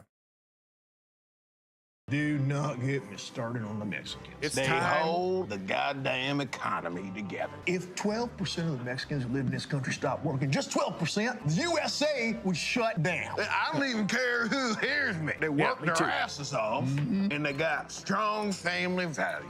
Essential immigrants. How about damn Asians? I got something I want to say about those motherfuckers. I got 3 words for you. Studious, hardworking, industrious. Asians are the highest income, best educated, and the fastest growing racial group in the US of A. Plus, got the highest percentage of college graduates in the country. Good for them. How about the Indians? I'm not afraid. Fucking Native Americans. I'm not afraid. I don't know if I could get in trouble these days for saying something like this. They were here first. It may be unpopular, but it's true. We came to this country and we steamrolled on in and we genocided them. I mean, hell, we owe them something. There you go. Dude, look, cancel me all day. You go ahead. I'm going to say the truth. It's time somebody said it. It's time somebody stood up and said it. About the Mexicans and the Asians and the Native Americans. They're hardworking, they're studious, they got great family values, and they were genocided. They deserve reparation. I'll say it. You keep your wokeism to yourself. I'll say it. I'll say it all day. I say it proud. Asian people are studious. Great little congratulations, Key and Peele. They're really great. Really smart, really consistently smart. Consistently smart. Love me some Key and Peele. Oh, Davey. Oh, Davey.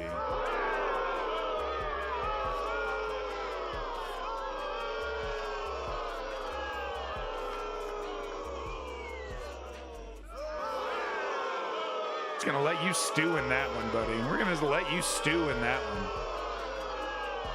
My God. Oh, are white people any better? Because you're studious? Just give them something, man. Give them something.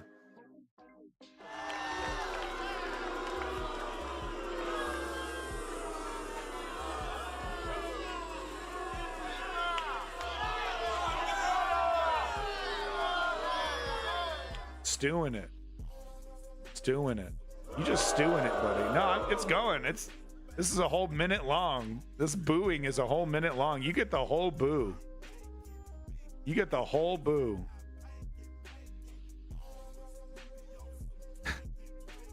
Davey, reparations is not going to break the bank. Get over it. Get over it. Not my money. Not my money. Native Americans deserve reparations. Black people deserve reparations for the crimes committed against them by the United States government. You don't want to pay for it? Too fucking bad. You're only enjoying the fruits of all the exploitation. You're only engorging yourself every single day in the lap of luxury because of that brutal exploitation. But no, please tell me. Well, what are we going to do? I'm not going to pay for it. I'm not going to pay for it. As you sit in the fucking lap of luxury. Whatever, buddy. Yeah, direct payments to individual people. Where do you think that money's going to go? What? Is it going to go into a Cayman Islands bank account? Rushed away? Don't give me your anti-reparations bullshit. Bullshit. Give them some fucking money. What's wrong? What are we worried about? That what? Are they going to spend it too fast?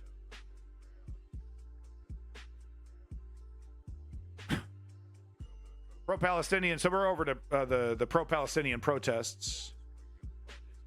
Yeah, that's right. Not pro-Hamas.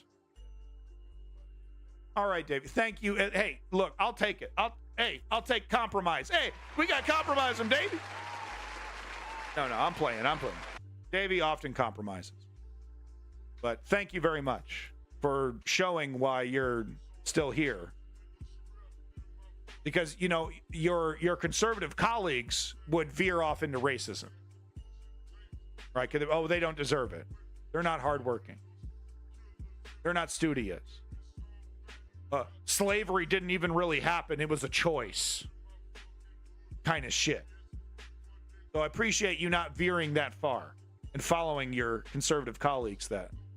I appreciate that. Back over to Palestine.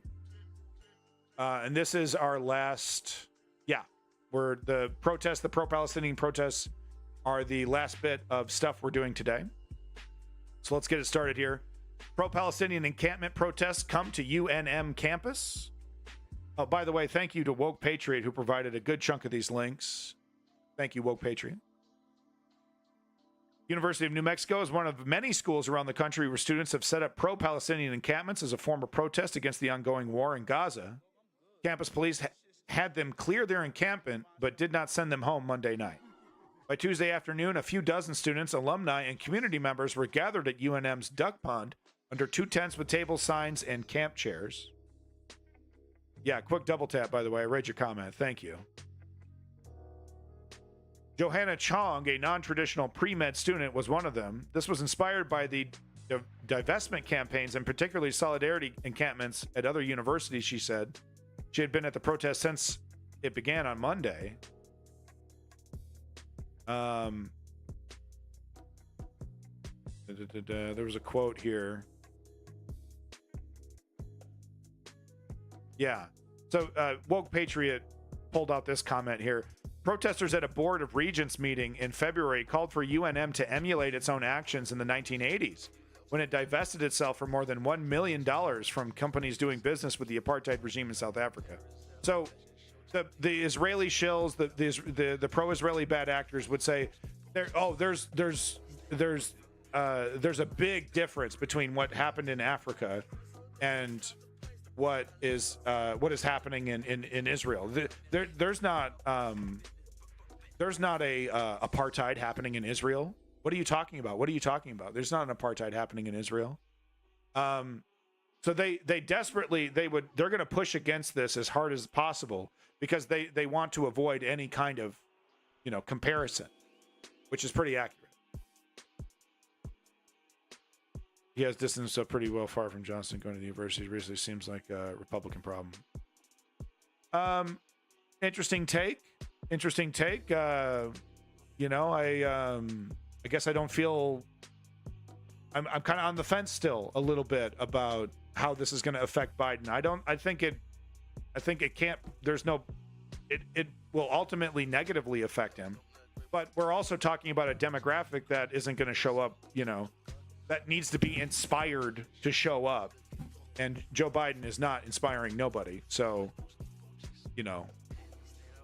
the youth is kind of not the youth. It's amazing, right? Because it just depends on the context and it depends on the time. But the youth was a big factor in 2016 with Bernie and Hillary and all that. But I would say in this election,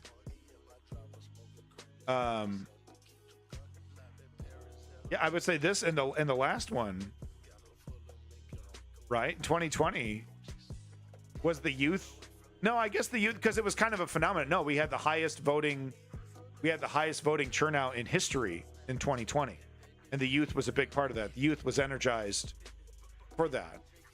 I mean, so that's interesting. So you have someone like it's not like the youth came out in record numbers. I think the youth technically still came out in higher numbers for Barack Obama. But they still came out really, really strong because of the threat of Trump. So, yeah, Davey, like I said, I'm kind of like, I don't know, man. The youth vote seems to be able to help one get elected, but does not seem to be substantial force when it comes to re-election. I think that's a critical comment. Thank you, Woke Patriot. Don't the protests just fizzle out in a few weeks after graduation? Not always the case, Clutch Cargo. Not always the case. Gata Naranja, welcome back. Commissar. The commissar's in town. Uh-oh. So grain of salt here, folks. Next article is from The Intercept. Happy to carry water for Russia sometimes. Quote, but, you are not a communist. I am a democratic socialist. No, I do not believe in communism. No. So, this is a good article. Once again, thank you from Woke Patriot for this article. Because what is often not talked about, Commissar. No, I'm not. What is often talked about, what is often not talked about, sorry, because there's a lot of discussion about anti-Semitism, and so here's the thing, lefties, anti-Semitism is real, but hey, to the bad actors that are trying to use anti-Semitism to support Israel's ethnic cleansing, you're actually doing a disservice to that real anti-Semitism by, in a very bad faith way, using anti-Semitism for your own aims by calling anything you don't like anti-Semitism, right? Cool it with the anti-Semitic remarks, right? So that's how I feel about anti-Semitism. Like, there's some real legitimate anti-Semitism, ironically from the right, that supports Israel, right? That's where it's ironic, but it's real. It's dangerous,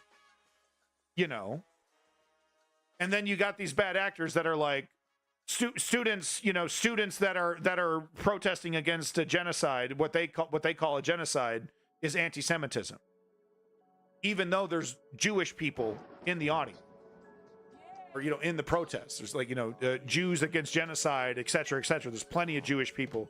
It's not this. In fact, it is anti-Semitic to say that Zionism represents Judaism. So we. Okay. Cool it with the anti-Semitic remarks. It's me getting shot up by the bad actors, right? But what isn't talked about is the xenophobia, the anti-Arab xenophobia that is being displayed. That is now being that they feel emboldened. The people that are anti-Arab, that are xenophobic against Arab people, feel emboldened to come out and say things, and we've seen it in the chat, right? I think genociding them is okay. It's like, dude, advocating for a genocide is actually against TOS, is actually an abhorrent thing to say. No, it isn't. It's justified because they're Arab, blah blah blah. That's something that you don't see MSNBC having the balls to talk about. Quote unquote, kill all Arabs, unquote, Roblox. The feds are investigating UMass Amherst for anti-Palestinian bias. The Department of Education is probing claims that the school discriminated against Palestinian and Arab students amid Israel's war on Gaza. Hey, thank you so much, Quick Double Tap. Great comments. Thank you so much for being part of the News Underground. Very much appreciate it. Thank you, Quick Double Tap. See you again next time. Get some sleep, bud. The Department of Education's Office for Civil Rights has opened an investigation into the University of Massachusetts Amherst in response to a complaint that alleges that the school took months to address the harassment of Palestinian and Arab students. In the previously unreported civil rights complaint, 18 students said that they have been, quote, been the target of extreme anti-Palestinian and anti-Arab harassment and discrimination by fellow Mass students, including receiving racial slurs, death threats, and in one instance, actually being assaulted, unquote. The result, the students said, was a hostile environment for all Arab and Palestinian students, those perceived to be Palestinian and their allies on campus. Among the most chilling allegations involve a student yelling, "Kill all Arabs," at fellow students protesting Israel's war on Gaza.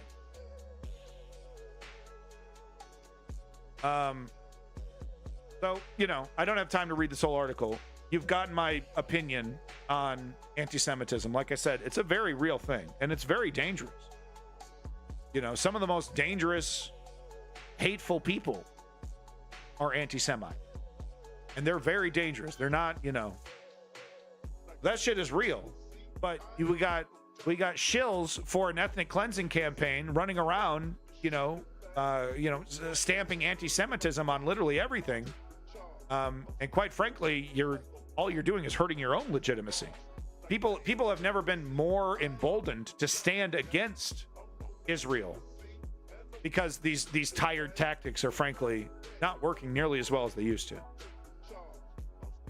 Yeah, Gata Naranja, I agree.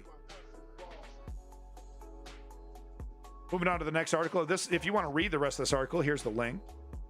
Intercept. So I believe this is a friend of yours, Woke Patriot. Watch, among these arrested today were Noel McAfee, chair of the philosophy department at Emory University. I've asked for a comment from Emory on this arrest, no word yet. The video provided to us by Emory PhD student, you can hear him in the video. So let's have a listen here. Let's see what this philosophy professor has to say. I'm so sorry. I'm so sorry. Is there anything I can do for you right now? Yes, can you call the philosophy department office and tell them I've been requested? Philosophy department? Yes, call the philosophy department office. I will. What's your... Noel McAfee, I'm chair of the philosophy department. I got you. President-elect. I got you. Jesus, the masked fucking cop yanking. I mean, at least he isn't yanking, like hurting her, but man, let her speak, man. Just let her. He's like yanking her away. I mean, it could be a lot worse. He could be a lot more violent. But why are you wearing a mask? Criminals have to wear masks because they're ashamed of what they're doing and they don't want to get caught. It's the other, it's the other one first. You know what I mean? Why do law enforcement need to wear masks? Why? Let me tell you why. The reason why is that it's harder to hold them individually accountable if they commit a crime. They hide their badge numbers, they hide their identification, and they wear black fucking masks. This is a cop in the United States. Why is she being detained? Probably because she was effective and vocal at the protest. Anytime you see people getting peeled away and arrested like this, anytime you see people getting peeled away and arrested like this, they're perceived as leaders. And it's an attempt to demoralize the protest and intimidate people to leave. So she was perceived as some kind of leader of this, people are inspired by her. And look at the fucking black mask. Atlanta police. Shameful. That's shameful. Take your fucking mask off. You are an officer of the people. You are not a criminal, sir. The only reason you would wear a black mask while doing your duty is that you don't want to be held accountable. No, that's the thing, Gata Naranja. But just in case I decide, if she decided to like fight him and like insult him, and then he decided to, kick her feet and slam her down, it's going to be harder to hold him accountable. Can't control themselves. They don't want to be held accountable by the people.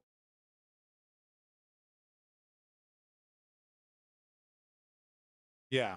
So like I said, it's not about whether she can throw them bones. It's about the crowd perceiving her as some kind of leader. Right? So here you have a professor, a college professor in a student protest that amplifies it, that brings morale up.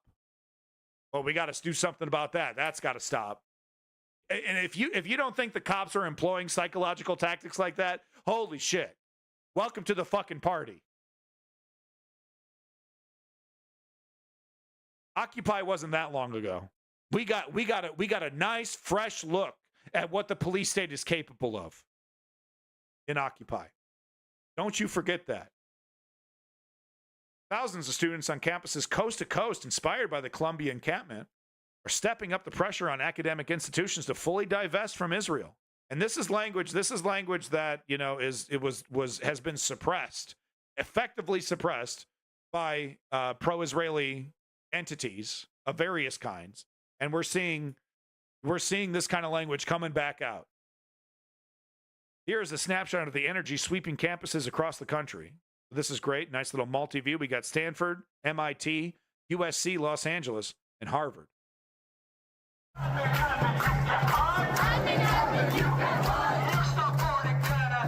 Woke Patriots correct.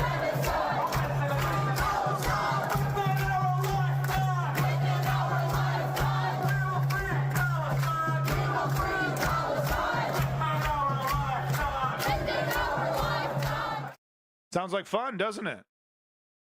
Hey, these are folks following the 3-step program. Why don't you get your ass out there? It's a lot of fun. It's a lot of fun, and you get to feel good about it. It's like you can, it's like, well, you just out there feel good about yourself. That's okay. You can feel good about doing good things if you're doing them. Okay? You have my permission. If you're doing a good thing, you can feel good about it. Maybe, leave the nibble rubbing and fart sniffing, leave that at home. But it's okay. Doing good things feels good. It's okay.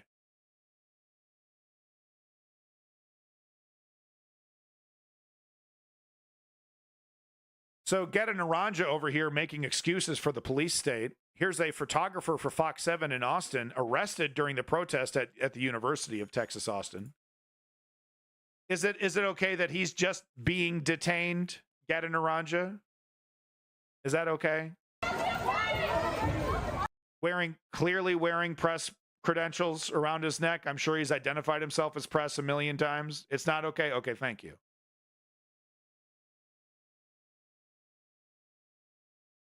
Doesn't really matter if this guy's getting detained or arrested, does it? Because he's no longer doing his job, right? Kind of the same thing with that protester that professor who was doing her job.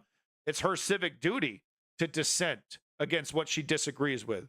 To dissent is one of the highest forms of patriotism in the United States.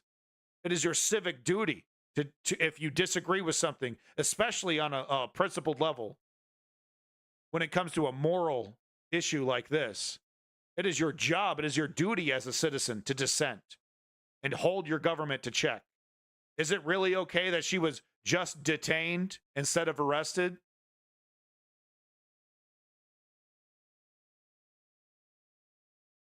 Existing laws. That's okay, Get a Naranja? That you do understand the concept of unjust laws. What would you tell Martin Luther King, who was breaking laws? Isn't it the citizen's duty? Isn't it? Yeah, okay, it's real. Yeah, there's a real. Yeah, they've the politicians have given them the law to do that. Isn't it the citizen's duty to stand up against unjust laws, especially ones that get in the way of something as critical to democracy as the right to protest? All right, you're okay. I'm giving you a hard time. You're singing my tune. Because that is the solution, is a complete top-down, bottom-up reform of the police.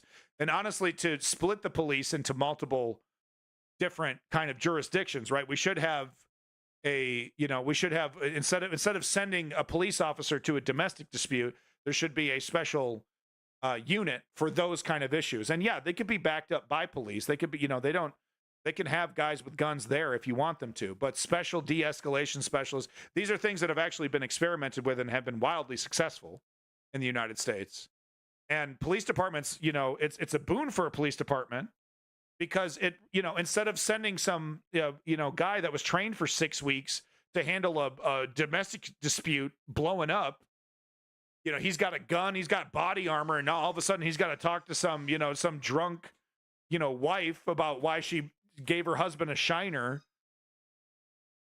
He's not qualified for that. So, Get a Naranja, let me just ask you something. Is the law that you are describing about the cops detaining people for 24 hours, you're saying it's legit, the law, they're able to do that. Do you agree that they should not be able to do that? That you should be committing a crime to actually be pulled away? The police shouldn't just be able to detain you. Okay, it's a fascist law. Thank you. Because it's pretty damn ridiculous. Yeah, no, we're not arresting you. We're just putting you in the bad corner. You were a bad boy for 24 hours. It's a penalty box. Hockey rules, right?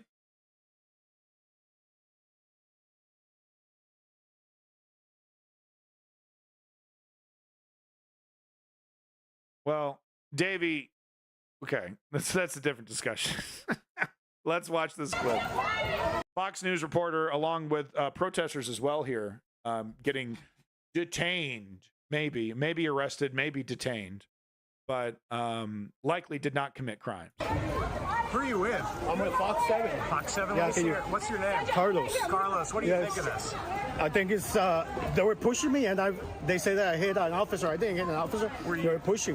You know what I mean? Yeah, so isn't that great? You know, they get physical with you. They start pushing you around, and if you do like anything, if you're like, oh my God, stop hitting me. How dare you? How dare you attack an officer? Arrest this man. Send him down, you know. You think this Fox News reporter punched a fucking cop? Really? They're pushing me.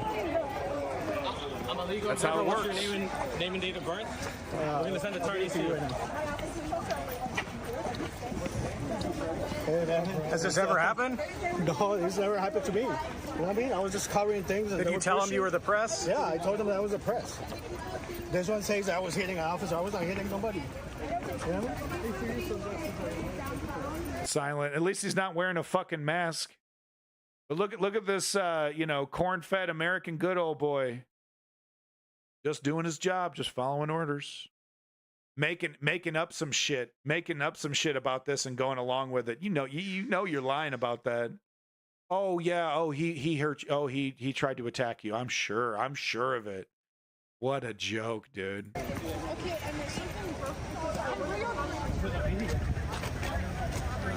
Yeah, look at these dangerous criminals they're locking up, guys.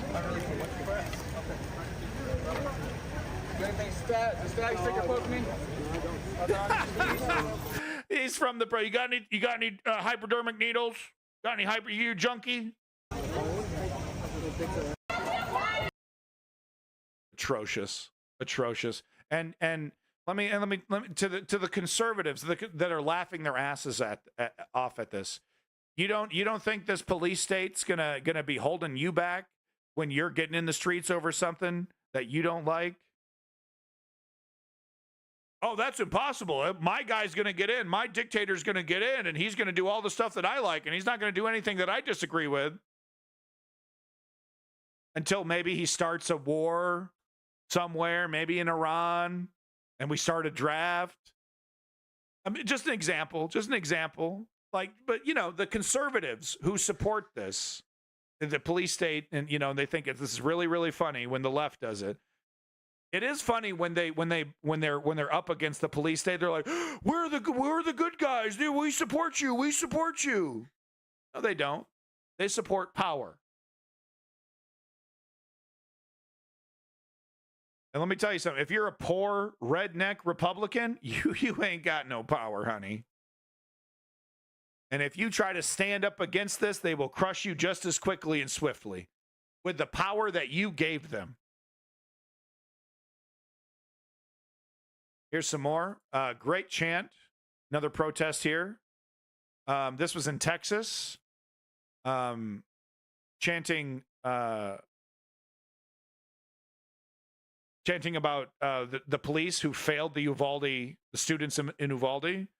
I don't need to go into the details about that, but it was a horrific massacre that was exacerbated by the apathy and fear and cowardice of the Uvalde police in Texas. And of course, Greg Abbott and the government of Uvalde, the right-wingers, came to the rescue of the poor Uvalde police who were they were just doing their job. By the way, if you want to see footage of cops vomiting, I have body cam footage of cops literally vomiting, screaming and crying after they got a look at the classroom. Give you an idea. And they had the audacity. I didn't see one Uvalde police officer who came out and said, we fucked up. I retire. I'm giving up my badge. I'm so disgusted with myself and the department that I'm going to stand up and I'm going to make it. I didn't see that. It was all back the blue. It was all protect the blue. Circle the wagons. We did no wrong. Do I think the Canadian police is better? I think the Canadian police wouldn't have sat in the parking lot for 48 minutes doing nothing while the school is getting shot up. Audible sounds of gunfire. I believe the Mounties would have done something about it. Yeah. And I don't know, what are you trying to even what about? The Uvalde police were cowards. No ifs, ands, or buts. No context required. We have it all on footage. Anyway, here's what the protesters were chanting at these cowards.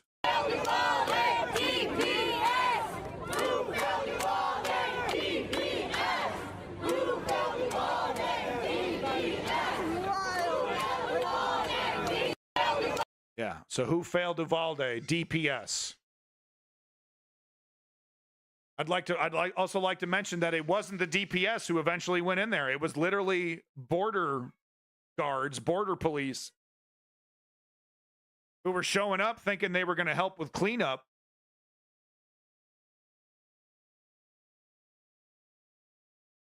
Don't have time for this. I got to keep moving. Maybe I'll throw this in for Saturday, but another great Owen Jones clip here, talking about the protests. So, just more stuff. But I got time for 2 more clips. This is great. Thank you, Davey. I believe Davey posted this one. This is the crowd's reaction to Mike Johnson. It's as good as you think it's going to be. Trust me. Thank you.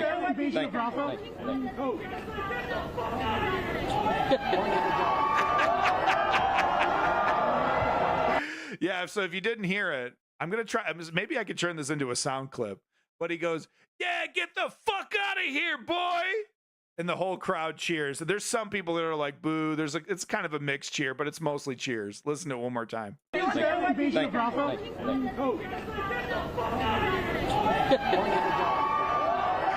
Fuck yeah, dude. Fuck yeah. Marsha Blackburn there. This ghoul. Oh, boy, that feels good. Thank you, Davey, for that clip. That feels good. That one more time. One more time. I can't help myself. One more time. Thank you. Oh, yeah, baby. Let me tell you, dude, that's like warm cocoa after a cold day. You know what I mean? Oh. Tom, what are you talking about, Tom? What are you talking about? All right, so the last clip here, I think this one's from Woke Patriot. Thank you again, Woke Patriot, for all your wonderful clips about the protests. Very powerful stuff. Really good stuff to see. Little late, took long enough, but beggars can't be choosers. This is what we got. This is an incredibly powerful statement from a father of a student protesting. What did Mike do? Well, he just, he went to a crowd of pro-Palestinians and said that, Israel can do no wrong, and Israel can defend itself, and it's not a genocide, or it's not an ethnic cleansing. It's a, Hamas. And, he's part of the party that wants to turn this entire protest movement into a pro-Hamas, pro-terrorist movement. But anyway, back to our final comment here. This amazing, amazing statement here from a father of a student who's protesting. He's protesting as well, but he lost. Hummus is good, but he lost his daughter was lost in the crowd because the police were in the process of kettling, and she was like running away from the police, so they got mixed up. But you just absolutely got to love this guy's passion and his moral clarity. And this is where I'm coming from. This is why I speak so, I feel so strong about how I feel. And it's like, I know the difference between right and wrong. I don't have a college degree. I'm not a fucking academic. I'm not a smart guy, whatever you want to call that. But I know what's right and wrong. And when you have that clarity about what is and isn't right, and you know it.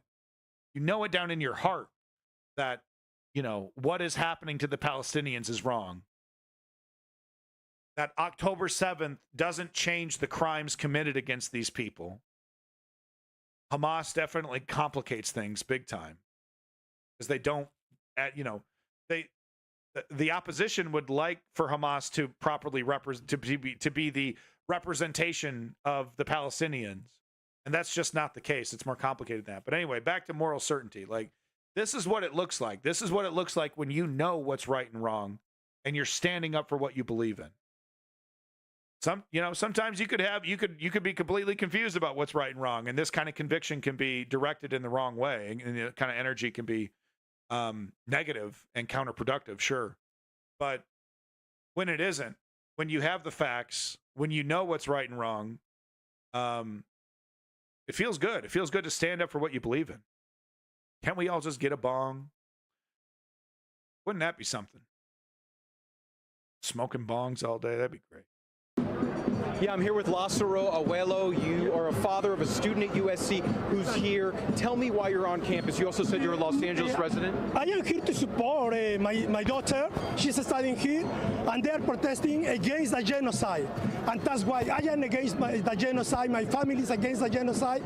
We think that no kid deserves to be killed. But why did you come down to campus? Yeah, because my daughter started organizing too. Says, hey, we have to support Palestine. And that's why I am here. Not only to support Palestine, we want the genocide to stop. Do you know where your daughter is right now? Right now, gotta be somewhere because the police start chasing all the students. As you see, they are threatening, if we don't leave the campus, we are gonna be arrested. But the students are so brave. Look at them. They don't want to leave the campus. Does that concern you, though, as a father, that your daughter is somewhere? Even though it concern me, but my daughter did the right decision. If she rather to be arrested fighting for Palestine, I will be the happiest daddy. I will be the happiest daddy if she's doing the right thing. And I know she's doing the right thing. If the police arrest me now, I am willing to go with the students. I have no problem because what I am doing is the right thing, fighting against a genocide. I have kids, not only the teenagers, I have a 7 years old, and I imagine being a father in Palestine to see my kid be assassinated by Israel. That's not good. We are humanity. This is not a matter of religion, political, no. We are humans. We cannot support any genocide. Well, we will let you go and find your daughter, and I appreciate you talking to us. Free Palestine, always. Thank you for talking to us. Amazing stuff. Amazing stuff. Quite the story there. A father coming down to campus, his daughter, a USC student, partaking in the protests which went on all day here on campus. Amazing stuff. Amazing stuff. Oh, get it, Naranja. Sometimes it's more important to stand up for what you believe in than worrying about your fucking criminal record.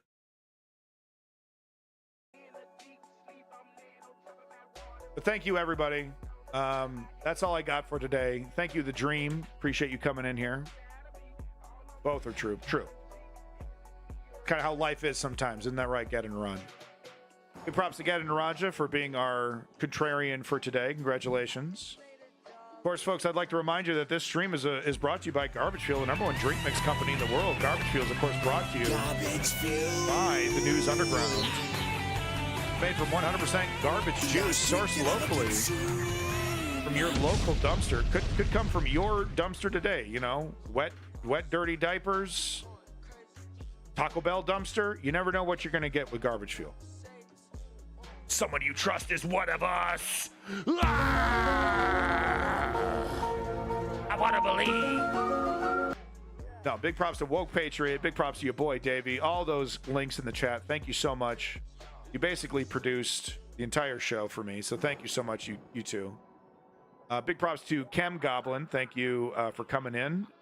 Lenny, your boy Lenny from south of Boston. If you're not liking and subscribing to Lenny, you're not cool. You're not cool. Not cool. Ice King of Space, big props to you. Thank you for coming through. Your boy Quick Double Tap, who's taking a big snoozing. Remember when Homer fell asleep at the wheel and his car turned into a bed? Yeah, that's Quick Double Tap. Clutch Cargo, it's your boy Clutch. Thank you, Clutch Cargo.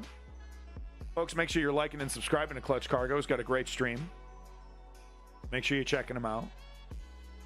See who we got here. We got the Ponder Monkey. Thank you, the Ponder Monkey. His daughter and getting message out. Thank you. Hey, you got it, The Dream. That's what we try to do here on the News Underground. show some of the clips, show some of the stories that are not making it to MSNBC because Nicole Wallace too busy talking to Michael fucking Steele. Can we outro on the North Korean video? Yeah, that's probably a good idea. Let's go ahead and do that. Where'd you put that in general? No, was that in memes? Yeah. Oh, yeah. Okay. Yeah. Okay. You guys got to see this. You're tubing. Big props to you. You're tubing and the Ponder Monkey. Thank you for getting my Wild Stallions joke. Doing homework while ADHD. Thank you for coming back. It's good to see some of you obvious Zoomers coming back. I do appreciate you checking out the News Underground. Thank you. Yeah, there we go. Big props to all of you lurkers.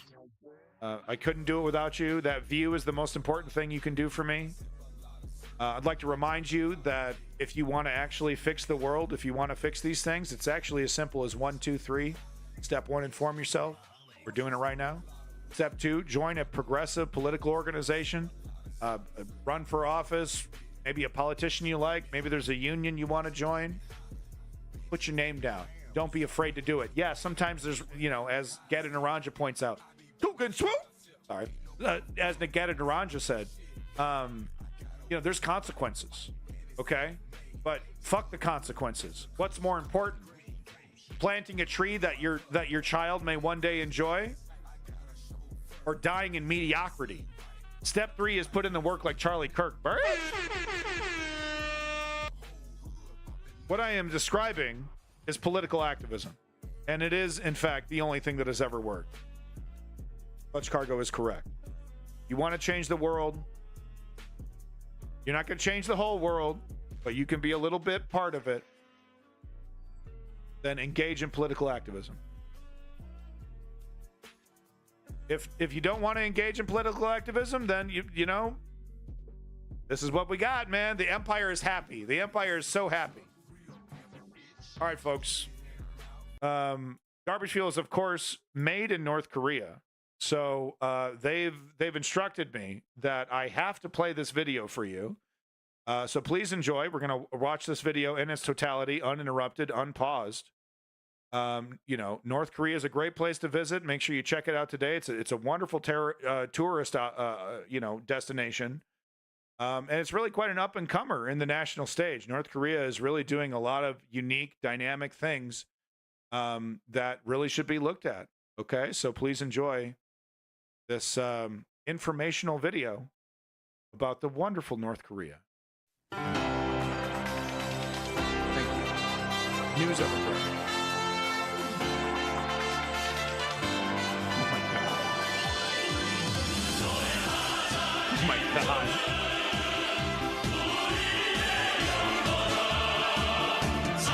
Tone it down.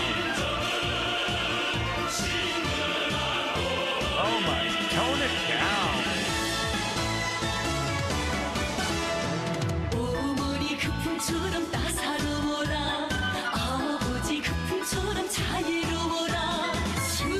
It's like the 50s. Oh my God, what's he doing? He's gonna eat her. Oh wow, they love her. They love that guy. Fighter pilots. This is the entire North Korean Air Force, by the way. This is it. This is it.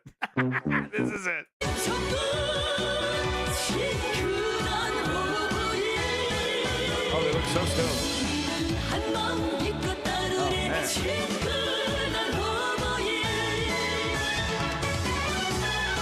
That guy was getting showered in sparks.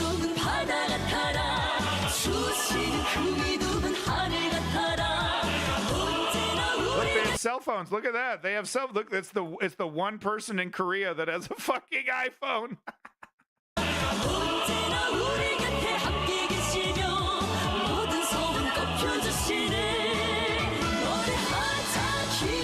What the fuck are these? What are you wearing?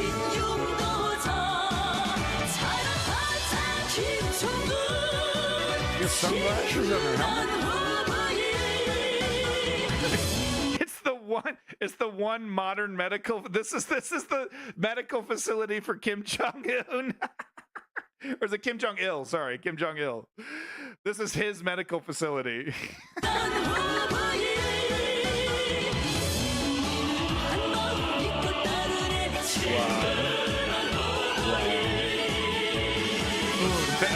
Damn it. I always get that mixed up. Oh my God, look at this setup. Guys, hold up.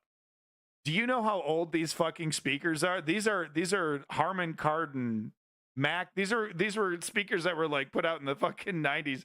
What is he? Is he the one producing this song? Oh my God. Nice setup, bro. Look at that Dell LCD. Nice 24-inch Dell LCD. Ill's the dad. Thank you. He's using Cakewalk Audio Pro. Yeah. Fruity Loops just wouldn't work. Yo, DJ North Korea.